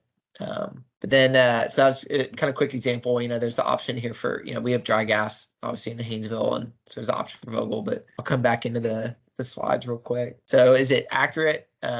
Here's an example of comparing the DFIT data that's been collected over the years to what was actually done in Whitson. So you can see that on average, I just did what was the Whitson and the estimated initial reservoir pressure versus what came out of the DFIT. And this Whitson one would being the flowback data with the fit of the IPR curve. On average, it was really close.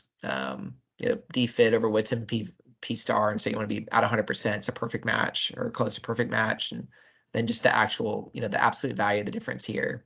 So on average, we're about 300 pounds off, within 3%.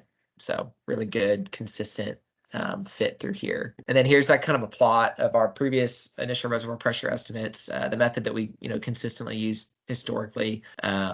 We were typically overestimating initial reservoir pressure. This black line is just the y equals x line. So if we're on the line, then they both equal each other. So consistently we're overestimating. And the grade, I just have it separated out in this picture from some of our recent wells, which we did have a few that were on the line that maybe we were doing that rigorous method, and then some engineers were still using the old spreadsheet method. So and then the older than 2022 wells, that's all the historic wells that were brought in this data set. And then this is the linear flow parameter difference, which is a little bit closer, but there are generally more wells that are over this line. That linear flow parameter per foot with the old P-star generally misidentified or generally overestimated it. So here's kind of an example of what that incorrect P-star can do to you. You have the incorrect flow regime. So down here, I've got a well on the left that was the older initial reservoir pressure, about 114% of the actually estimated one, so 1.14 times high. It looks like it's in bilinear flow with this quarter slope for a long time, and then breaks over into the half slope into linear flow for a very short amount of time, and then end of linear flow. Whereas in reality, you do have some bilinear flow, but it pretty quickly gets into linear flow for a while. And so these two slopes are actually fairly close to each other, but I think you could have also fit to just the linear flow data time period in here and gotten a much higher, or a different linear flow parameter, and obviously you end up with a different higher skin factor and just kind of it's a better plot and better estimates to use ones on the right. So that's all I've got. Perfect. Excellent. There's a question from Paul here. Do you see any large salinity changes in your flow back water in Haynesville? If yes, how do you account for that in the IPR analysis? I went through and looked at it in the our historic data. So we do database the water salinity, and there was a range probably from about 0 to 180,000 parts per million, maybe. But really, the median, the average, like was very heavily like 60,000 parts, and so I've used 60,000 parts per million for that. And that's actually something that's been a point of discussion internally. Do we take into account water salinity throughout flowback, which we do have the ability to do that, but Whitson, we don't have the place to do that yet. And there's also a big discussion in the Haynesville is also like surface temperature. So these are, mostly surface temperature is extremely high on our flowback wells and does have an impact on bottom hole pressure calculations. But we've really been using just one, and so there's a question of I did do a workflow after discussing with some of the other engineers and saw it doesn't make too big of a difference, but those are definitely two things that I haven't talked to Matthias about, but we could talk about adding in a column for surface temperature and salinity. No, yeah, exactly. So the surface temperature is there, but it's assumed constant over time, and that's just because we found that to not be very, very, very important for BHPs. But the salinity actually can have a big impact because it impacts the water density so much. So it'd be interesting if people have some good ideas of how that could be accounted for. I think some kind of function of how it changes over time versus maybe an input would make sense. But another thing I think that you touched upon, Peter, as well, is that what I've seen, from 0 to 100,000 parts per million, the changes in viscosity and density isn't that big. But then from 100,000 up to 300,000, that's a big. Yeah, and I think. I think what's nice about the bottom hole with the flowback data is typically people are going to have that water salinity data. We have that water salinity data at least, even on some of the historic wells. And so, like you said, I think having the function in there for what should it be or what could it be, but some place to actually have it. Yeah, no, exactly. So, and that function, I guess, it should always, because the initial flowback water is much more, call it fresh than I guess the formation water. So I guess there should be some kind of asymptotic function, but that could be fun to implement. So taking some notes on that. We also have a question here. What was your workflow to see BHP difference for water salinity or surface temperature, and where didn't you see much of a difference? For that, I just took a few wells, a few of our newer wells, and that was for surface temperature. And so I know what our surface temperatures are for the Haynesville wells, and so I did a few where I set the surface temperature in Whitson as the real like 250 degrees Fahrenheit, and then put in the and ran bottom hole pressure calculations and fit the IPR curve and found the bottom hole pressure, and then did the same thing with a lower surface temperature, and just saw what the difference was across a few wells, and then even took it through to the integral RTA, like how much did it really impact our LFP? And I think it made a few 100 pounds difference on initial reservoir pressure. So in that case, it feels like being consistent is more important than being spot on accurate. Yeah, awesome. No, excellent. Thank you so much, Peter. And I can tell, like, it's funny sometimes when we release these features. I mean, you have these releases, and at least when you sit there yourself, you're like, this feature is gonna be great. And then sometimes the like this feature has been picked up by so many people, and they've been emailing us and contacting us, and they really like it. The same with like CPG last year. People released it and people went and ran with it. So it's funny that you have some of these features that becomes very organically just approved, I guess, and being run by the audience. The last thing we're going to do today, we're going to do the one well, 3 different interpreters. So we're going to start with Matt, our friend Matt from Citizen. And the well data set is an SP data set.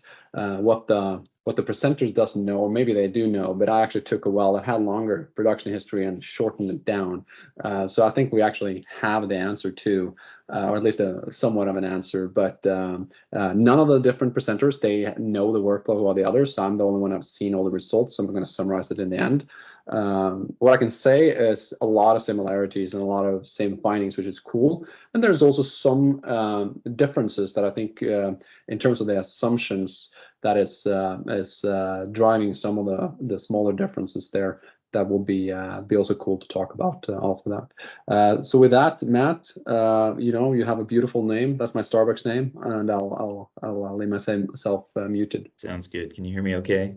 Okay. Let me get all right. So yeah, I'm Matt Padgham. I'm reservoir engineer for Citizen Energy. If you're not familiar with us, we're Scoop Stack, but really just broadly Oklahoma focused. Jumping into this well, it's initially a tubing flow, followed by a period of gas lift. You see where I've kind of flagged the gas lift out in time. Initially pretty high flowing tubing pressure, around 2,000 pounds, with very low initial gas rates. So for kind of just general bottom hole pressure, absent other data, gauge data to calibrate, would just default to Hagedorn and Brown. So that's what I did here. And then since the gas rates were really low, felt confident in kind of the peak initial rate here, which was 5,500 PSI. If you look at that versus TVD, it would indicate overpressure to the tune of about 0.65 PSI per foot. And so despite the low GOR, I think the free-flowing nature kind of corroborates, that pore pressure gradient. Next, jumping over to the PVT, the initial GOR starts pretty flat early on, and then certainly you get below the bubble point after not too long. And so a couple different plots. The first looking at versus bottom hole pressure, and you can see that you would guess somewhere in the 2,600 PSI range would be your bubble point. You kind of see in time that you get above that, certainly within the first month or so. And, using the PVT, just general correlations would come out around 2,500 pounds.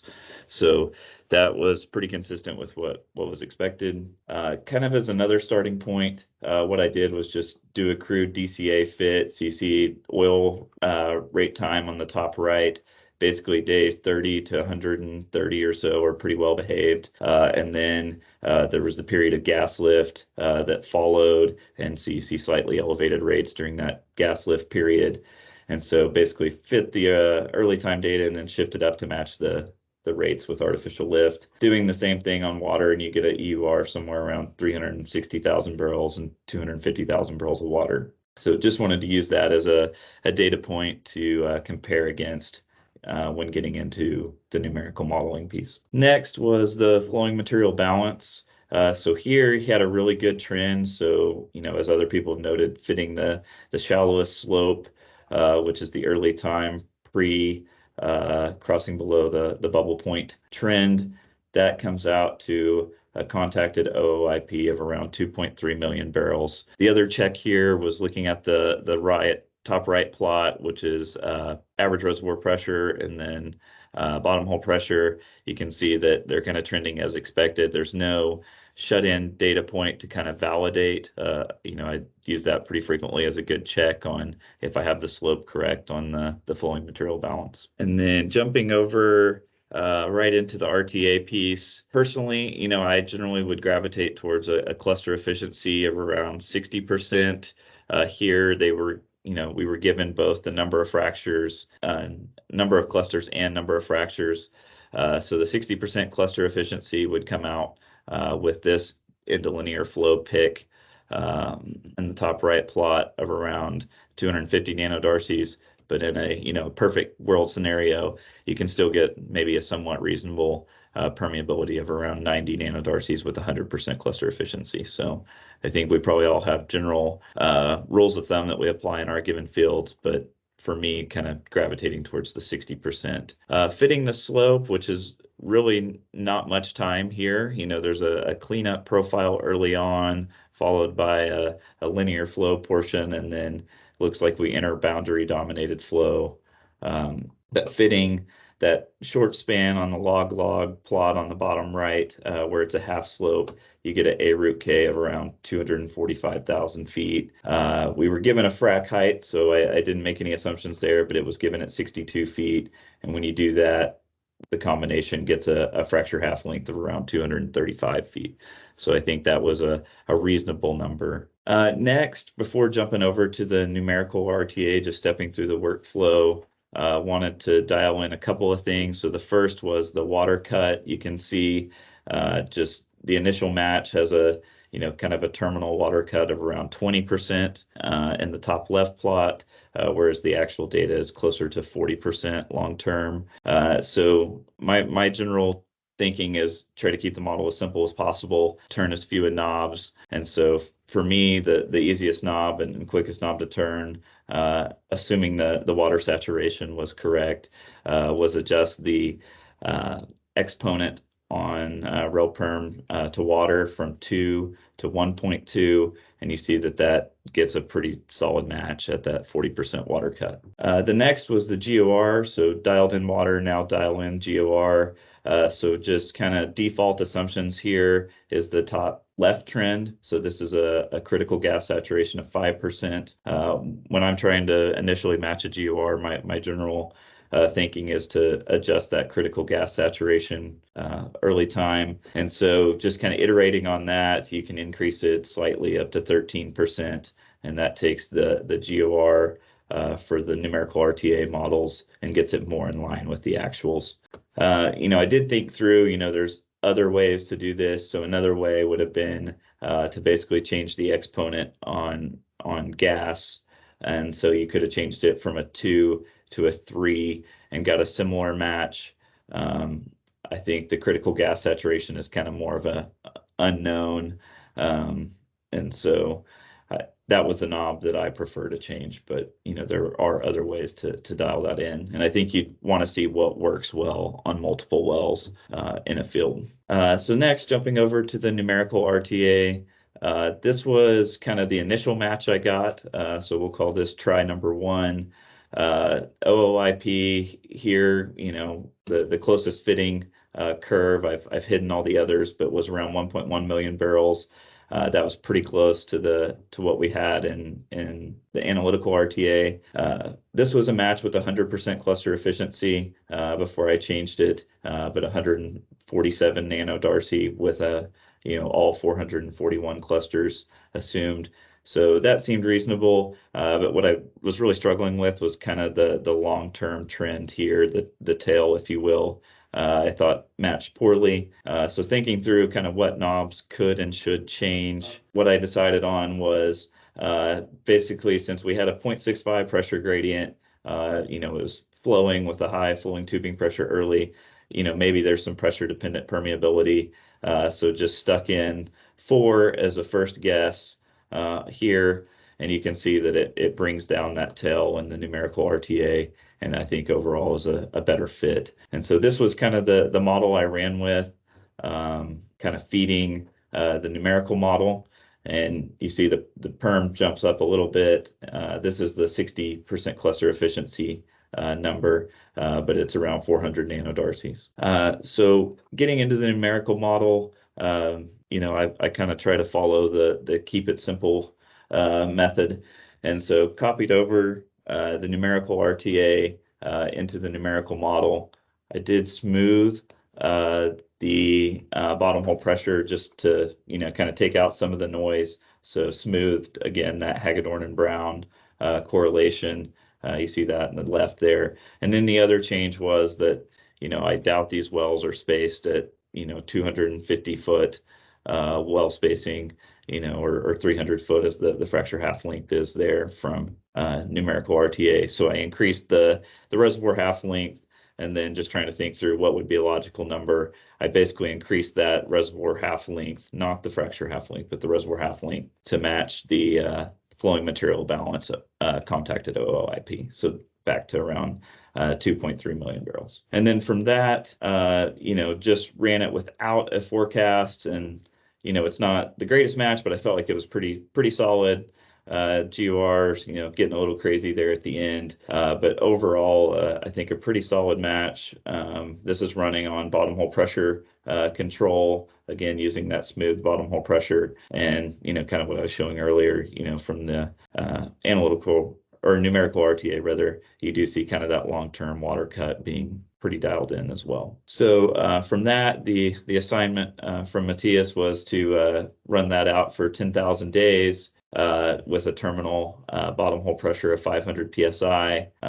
There's multiple different ways you could do that. I decided to just, take the bottom hole pressure and extend that out at a consistent psi per day. So this is a 5 psi per day, all the way down to 500 pounds long term for trending bottom hole pressure. And then what does that equate to on an EUR? And it equates to 310,000 barrels and a gas EUR of around 0.6 BCF. And then comparing that back to the 2.3 million-ish barrels of OOIP, that's a recovery factor of around 13.7%. So I felt like that was a pretty good sanity check on the analysis. Excellent. Thank you so much. Oh yeah, you have one more slide. Sorry about that. I jumped the stick, Matt. No, you're good. I don't know. Maybe I'm long-winded, but yeah, just to summarize. So table here shows the DCA EURs. The gas, I think was fairly ambiguous on the DCA. So that's why I didn't even show it on the previous slide. But here's how kind of the other numerical model numbers compared to the DCA. So a pretty tight match. And then, in terms of contacted OOIP, and how that trended across the different analysis. Obviously, the flowing material balance was materially higher. And then the numerical RTA, everything changes slightly there with the introduction of pressure-dependent perm. And I guess, my caution on the pressure-dependent perm piece is that if you're going to institute something like that, always make sure that it works on multiple wells and not just that well. So that's all I had. Perfect. Excellent. And as we'll go through here, we'll see a lot of similarities when it comes to thought process. And this is awesome. Next up, and remember if no, it's Grav first, and then we'll end with Mark there. The yeah, exactly. Yeah, Narayan will funnel his request through Neil. That sounds great.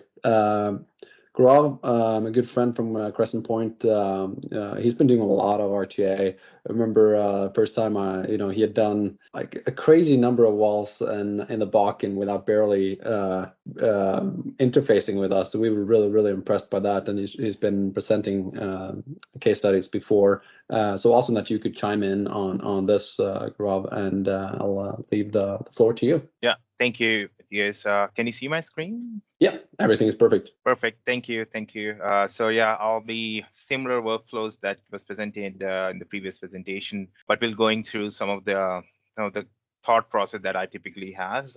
It's not 100% correct, or you don't have to stick to it, but this is just a direction that I take for RTA. In this presentation, just data summary, what is the PBT model setup quickly, what are the key trend and key observations that we have seen in the data, some of the assumptions that I have taken, BHP estimation and diagnostics, why a particular BHP was used, then again, FMB, analytical RTA, and numerical RTA. I didn't include DCA for that, but it's a very good idea to include DCA as a benchmark EUR numbers. Then finally, numerical modeling and forecast. So what we knew was production data I had for 187 days, somehow in the data set seems to be 187 days. Have oil rate, gas rate, water rate, gas lift rate, and tubing and casing pressure. We did not have choke changes, so that was assumed, and gas lift commencement date was considered from the gas injection dates that we have seen, or gas injection rates that we have seen. So that was the assumption. Besides that, we had reservoir pressure that I stick to, and the reservoir and frac thickness, and the initial water saturation, and wellbore configuration, artificial lift configuration was also provided. So yeah, these were some of the knowns and some of the assumptions. I say PVD setup was straightforward, but yes, it's a good idea to just see the pressure with the gas oil ratio plot as well, trying to tune the saturation pressure. But here the saturation pressure that I found was about 2530 with 630 GOR, BOI of 1.3, and oil viscosity of 0.62. Of course, a little bit tuning might be done or during the stage of numerical RTA. So, but at this time you set up, and then I typically try to revisit this at the time of numerical RTA because I try to match the GOR trend. So if the GOR trend are not matching, I try to come back and change the PVD method or initialization method. So yeah, that will be something I'll be covering up during the numerical RTA as well.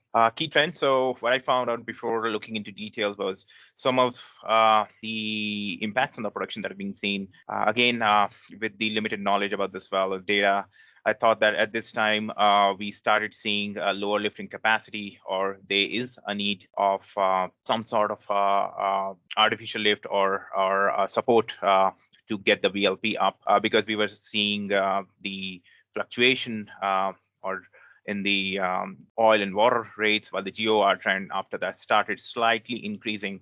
So that was one of the key observation here. Then found that the constant casing pressure might be possible. Some sort of production string configuration might have changed. Sometimes you have a packers, installed, and then after that there's only temperature fluctuation, but pretty much flat data. So I did not use it for bottom hole pressure estimation. Mainly tubing pressure was used. And here, commencement of gas lift was there. Initially, I think so it's a poor boy, and then later on, or maybe later on, they have started at this point a proper gas lift injection. And these were the key observation here that was seen. Then bottom hole estimation, again, H&B had run Brown correlation used for bottom hole pressure. But beside using this based on the GOR plots, I try to see it with two more, I would say that insights. One is the PNR, which is productivity in a way, and you try to see PNR with the different fluctuation that you have seen and try to see if bottom hole pressure does align with that. So for example, here we have seen fluctuation, and after that the GO was increasing. And I was just trying to see when the saturation pressure is crossing the bottom hole pressure, because after that you expect the surface GORs to be increasing a bit. So it was nearby this time, after which the trend increased, and which is pretty close to what Adrian Brown was estimating. So this is again one of the ways to check whether your bottom hole pressures are in the ballpark. They are not going to be 100% correct, so you have to require a smoothing up, but just trying to see if they are in the ballpark. So saturation pressure and also the key trend that you see here, if they are predicting it. So here, Bethany Hugging Brown is slightly dipped below the P saturation pressure, and after that, the fluctuations are being seen here. So some things that you can use to check the bottom hole pressure correlations here. FMB, again, it's a bit conservative. I try to be a bit conservative on that, but definitely the slope can be increased. You can look into the integral to see if that makes sense. But based on that, I was getting an OIP about 1900 MSTB, while the contracted pore volume is 3773. It's important to note these two values. Again, it's important to see that your reservoir pressure doesn't dip below the PWF here. We were just sliding, touching there, but can improve a little bit here. So these were the numbers that I keep a note of, because I like to compare it with what I get for analytical RTA and the numerical RTA. Sometimes what I have found out that these numbers, specifically when we are using the three-phase or multi-phase FMB, a bit higher than analytical RTA. So that's why I try to see those numbers. Then classical and fractional RTA. So before jumping to this, look into the fractional RTA. So about 0.32 delta values estimated from the fractional RTA, which seems to be indicating linear to transition flow regime at this point. And LFP estimates from the traditional RTA or the analytical RTA, and RTA will consider this flow regime just to see, just to make sure that we don't pick the LFP as the end of linear flow when it is not. For the analytical RTA here, because it's a single phase, at this point I was just using oil. I was just trying to pick a right time to end of linear flow using the productivity and the material balance time log-log plot with those slope intersecting. Of course, this is not going to be 100% correct, but just trying to see where the end of linear flow might be expected. And then I try to make the slope and pick the end of linear flow here. So again, this is a good parameter to take a note, because we will be comparing this against the numerical RTA. Your LFP in analytical RTA has to be lower than numerical RTA. Seems to be in this case. Again, OIP was lower, 1.7 as compared to the FMB. So providing a bit of a confidence on that. Moving on to the workflow for the NRTA or numerical RTA. Again, this is just a workflow that I use, and there are many others that can be used. So we'll start with matching GOR trend before picking the LFP. I just try to match the GOR trend and try to change PVT initializations. For example, if somehow the bump in GOR trend seems to be at a different time as compared to what is being predicted here. So black line is increasing at a different time as compared to prediction. That means you need to change your P saturation and time to P saturation. So sometimes I go back and change the methodology or initialization of the PVT here. But in this case, it was fairly good. But yeah, at the time of the pumps, we can fine tune it to. The next step is pick LFP. It must be higher than analytical RT LFP aligned with delta value. So these are the two things that I try to consider. What was the LFP before and for analytical RTA, and what about the delta value? So you can see there are some of the bumps, there's a flat period as well. Sometimes we try to pick those. But we have seen in fractional RTA that we are at 0.32. So I would still try to stick it at the end of that. But yes, definitely if the fractional RTA is nearby or less than 0.30, we can try to align it more. But we have seen the previous flatter section where you can actually use it at plateau. The next one is matching WOR water cut while changing rail pumps. There's a typo here. Match production volumes may be required to include gamma factor. So the next step is to match all volumes here. But I have found out that without gamma, the match was not that good as compared to including gamma factor. And also gamma factor helps us in making sure ART LFP is lower than the numerical RT LFP. Then the final one is matching the water oil ratio and water cut while changing the relevant parameter. I also try to change the NW here rather than touching anything else. So NW, I drop it down to 1.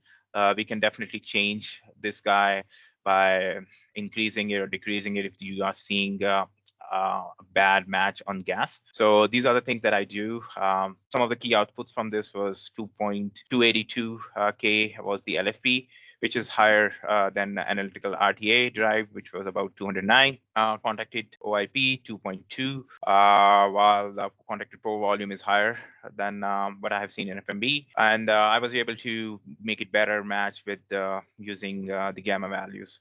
I have a slide showing the differences with and without gamma values. So you can see that here, the RTA values were lower, and also the match was better when you were using the gamma values. That's one of the reasons the gamma values helps not only to match the early time. Of course, this is just 185 days, but if you have a longer time longer data, then you can see that the match at the early time and match at the late time will be better, or both of them will match if we include the gamma values.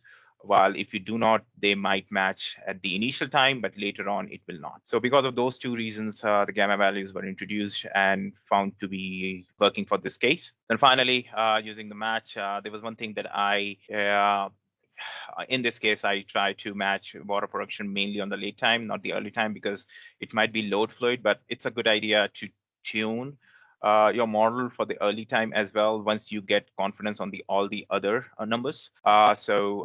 Which will provide you a better estimate of your XF and also fracture conductivity because it's purely water in the initial time, and it's purely dictated by the fracture parameters. So all in all, seems to be okay match, or not say that the best match, but a decent match here for the GOR trend, bottom hole pressure, and the all. And some of the results were about 550. Of course, I used same. I did not use boundary different as compared to XF, so I just consider SRV. But if you use a different ones and with different cluster efficiency, you might have a different value of XF here. So XF value might drop if you have a higher permeability with lower cluster efficiency. So that's the match, but OIP of 2.3, a slight increase as compared to NRTA, oil EOR of 394, while the recovery factor of 17%. So this is pretty much my analysis for the well. If there's any question, comments, or feedback. It's fun that both of you guys found the need for introducing the gamma. And if people haven't seen much on the like introducing the gamma and what the gamma factor is. It's just a pressure dependent permeability item. I think there's a question from, maybe it's a question from Rich. I'm not sure. Let's maybe here. Sorry, I stopped sharing. Yeah, please go ahead. Maybe Michael had a question, Michael Ellis. I'm a little bit unsure. But if you have a question, feel free to unmute or just to mention it in the chat window too, and I can read the question out. Awesome. We're gonna jump to Mark to stay on time, and then maybe in the history of knowledge sharing sessions that I've ever facilitated, we will actually be on time. So that could be amazing. Thank you so much, Grav. I'll show a little kind of summary very quickly in the end, and Mark, he's a good friend of us from Continental Resources up in Oklahoma City, and he has been given the same well set. Again, none of these people have seen their other the workflows of the other people, so this is kind of like completely blind coming into this. So that's why I personally love these. So with that, Mark, just go for it. I think you're muted, Mark. Let's. Oh, you are correct. Can you hear me now? Yeah, perfect. See my screen all right? Yeah, screen is perfect. My name is Mark Dunsey. I'm a staff engineer here at Continental Resources, and this is my take on this well. Starting off, the information we're given is just basic production data, some reservoir properties, and then a few completion metrics. So I like to start by just looking at the data. I really like the multi-plot function here.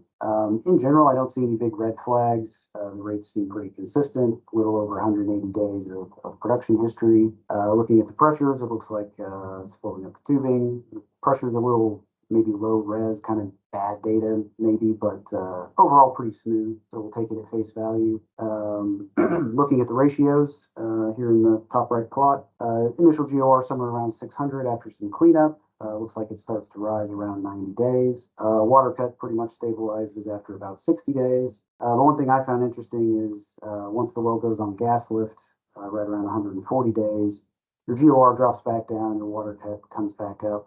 We don't really have enough data beyond that point to get a good feel for how it's going to behave in the future, but I just found it interesting. The reservoir properties, kind of taking that at face value, pretty thin net pay, 5% porosity, 33% water saturation, pretty common values for unconventionals, so no red flags there. And then on the completion metrics, one thing I did notice was it was a fairly large stimulation, right around the 72 barrels per foot on fluid and 3,700 pounds per foot on proppant. So that combined with a thin net pay just kind of lets me know I'm going to expect at least a reasonable size for half.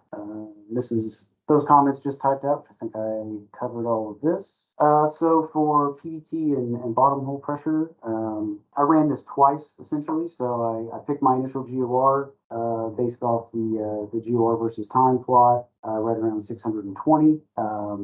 Calculated my PDT there, looked at the saturation pressure, ran my bottom hole pressure calculations, and compared that to that kind of timing of the GOR rise of around 90 days. I selected the Wold correlation. Again, with all these unknowns, I kind of went with the middle of the road value. In my personal experience, it tends to be a pretty good match to gauge data. I also like that it remained a little higher after gas lift started as well. And since we're using the untuned EOS here, I did take some liberty with the saturation pressure to make sure I was matching that timing based on the bottom hole pressure I picked. So I switched to using the GOR and PSAT method and just adjusted it on the pressure versus GOR plot here. And you can see the difference here. The initial estimation was around 2,500 and it jumps up to about 2,795. Again, I probably wouldn't do this if this was a tuned EOS or in an area that we had a lot more data, more offset wells to go with. So moving on to the initial pressure, cut oil on the first day. So the initial input estimate that we got from the data was a 5510, and that seems pretty reasonable. I did the IPR analysis. I really like this function. We've been using it a lot since it's been implemented. The match I got there was 5536, so pretty much the same answer. And like with the earlier presenters, I just kind of did a napkin math for the average TBD of the lateral to convert to a gradient of 0.66 psi per foot. That's definitely reasonable for oil window shales. So moving into the analysis, flowing material balance here. So there's kind of two possible slopes that I found on the early data.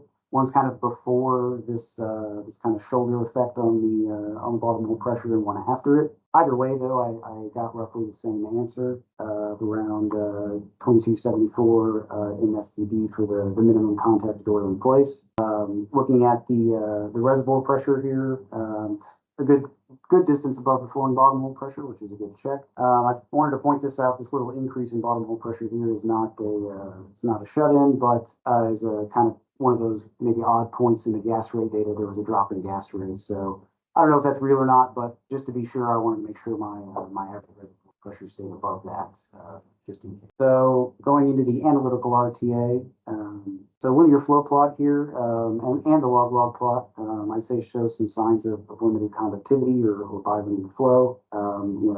Here's my log plot, pretty well developed quarter slope, maybe a little positive intercept on the flow plot, a pretty short pure linear flow, and then into a pretty long transition period. And then there is some evidence of maybe an apparent boundary dominated slope here at the unit slope toward the end of the data. But single phase analysis, so you can't trust that too much, but diagnostically it's good to note these things. So that gives me a minimum LFP of around 358,000. I did do the fractional RTA as well. I tend to pick this on the main data trend, so basically picking it on this long transition period here. Gives me a delta of 0.34. Relatively large LFP estimated from that. It is very sensitive, I've found, to your exact pick. But on wells with these long transition periods, I've found it can give you a pretty good high-end estimate for LFP, but you just kind of have to be careful with it. Moving into the numerical RTA, again, since I found some evidence in the analytical side of maybe limited conductivity, I did set my FCD to a smaller number to have at least some small impact, and then I just kind of tweaked from there on the history match. I think I started at 300 FCD in this case. LFP pick was a little difficult due to some of this kind of early noise, so I just again went for kind of the middle of the road value here, matching my ratios. Again, GOR was very tricky. Altering my saturation pressure helped a little bit, but especially after gaslit struggled to match that a little bit. And let's see, the other thing is the stem I'm picking here on oil in place is greater than my FMD pick. So that's a good check there. I did also use gamma factors to a little higher degree than a couple of the other percenters. And the reason for that, as I was really focused on the kind of the shape of the curve here, without higher gamma factors, I was struggling to match the shape on both the oil and gas. Water cut matched up pretty well by tweaking rel perm. And for number of fractures and permeability, I just set it to numbers give me about an 80% cluster efficiency. We had other data for perm from DFITs or Core Data or that, or just other wells nearby. I would try to honor that data if available. So here's the rest of my parameters from that match. Pretty large LFP, 2450 oil in place, again above the FMD picks, so that's a good double check there. Here's my rel perm parameters. I went pretty aggressive on gas to gas exponent to try to keep the gas oil ratio in line. And again, pretty high on the gamma factors. I also included a fracture gamma along with the matrix gamma. Again, that's to help control the shape of those curves, and a half length estimate of about 573 feet. So taking those parameters and just exporting them directly to the numerical model. One of the things I like to do is validate the match using the primary phase rate control. So I flip the control to oil, have it simulate the pressure, and just make sure that I don't have any sections where the pressure is bottoming out or the trend is way off. Here I'm pretty happy with it. Still pretty good. So forecast it out to 10,000 days with 500 minimum BHP, and I just use the default. I think it's 20% decline on that to get an oil forecast of 393 MSTB. And then lastly, I like to run just a sanity check against a range of DCA fits. So just quick rate Q with a lasso fit here and a couple of B factors. I'm pretty much right in line with the middle of the road value there. So that's again just a sanity check. I didn't spend a whole lot of time on DCA, but it's good to do just to double check yourself. And probably the last thing, I didn't do it in this case, but I would probably run probabilistics on, especially these gamma factors, just to make sure that I'm still within a reasonable range on that side. And that's all I have. Excellent and perfect on timing. You're like, it's like what they say in soccer. You're placing the ball on my right foot so I can score here. 4 minutes left. This is excellent. This was great, Mark. And what I was kind of glad of seeing is there was a lot of the same reasoning. I think a lot of people used MFMB results to kind of guide their volumes in their final numerical model. I'm just going to show the summary real quick here. The contacted pore volumes were essentially the same in all cases. The EUR of the two last ones was almost identical, which was interesting to see. The first one, the reason why it's different is because it has a large portion of the contacted pore volume, which is not stimulated. So that's why there's a big delta there. But if that would be stimulated as well, you'll basically get exactly the same results. What's interesting on the differences is that the reason why the LFPs are so different is because the gamma factors are very different in the different cases as well. And you can just run this exercise yourself. If you increase the gamma factor, then you naturally will flatten out that LFP curve, and you'll also be able to get higher A-root case. Again, we'll share this presentation and recording with everybody here. Hopefully a little bit later today. I don't have anything else on my agenda. If there's any questions or anything related to follow-ups from this knowledge share, let me know. We have a similar knowledge share in the end of June, and then again WitCon is in September. We'd like to also use the time to thank all the presenters. I actually learn a lot every single time we do this, so this is great. And I'm looking forward to seeing you all in person sooner than later. And you have a good rest of the week, and also happy Easter for those where that's relevant. Happy Easter to everybody. Thank you very much.